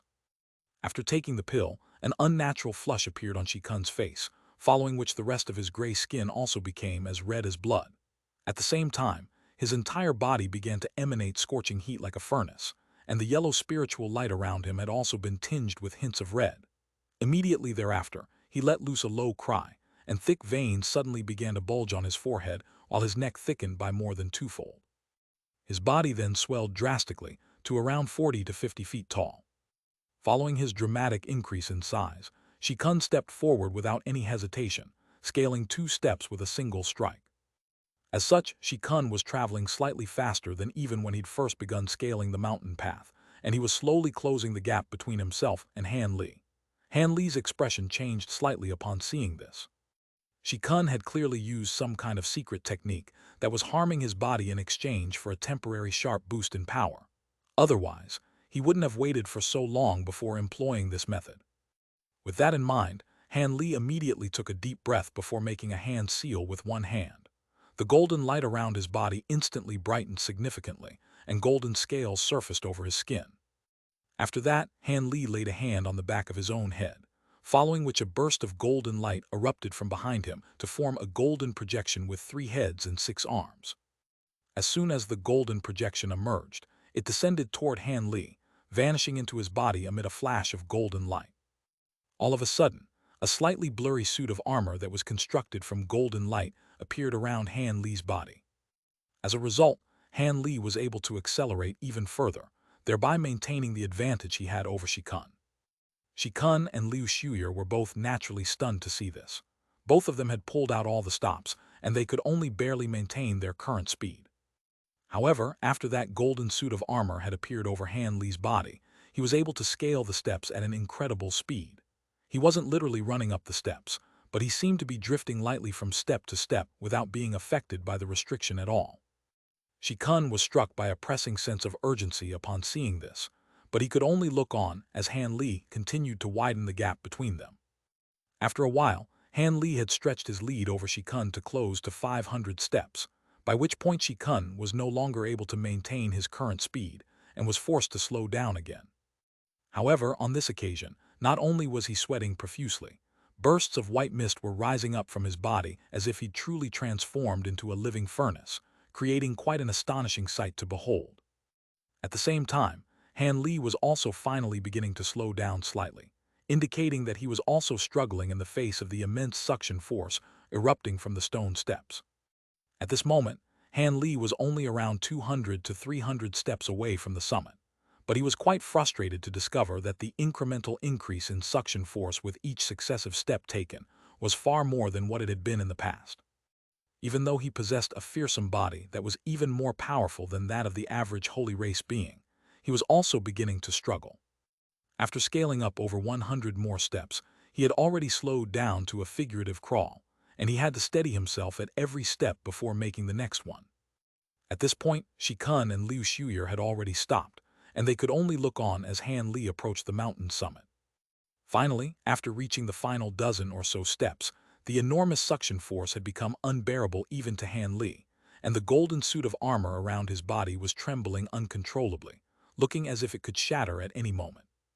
As such, Han Li was forced to stop for the first time with the summit virtually within reach.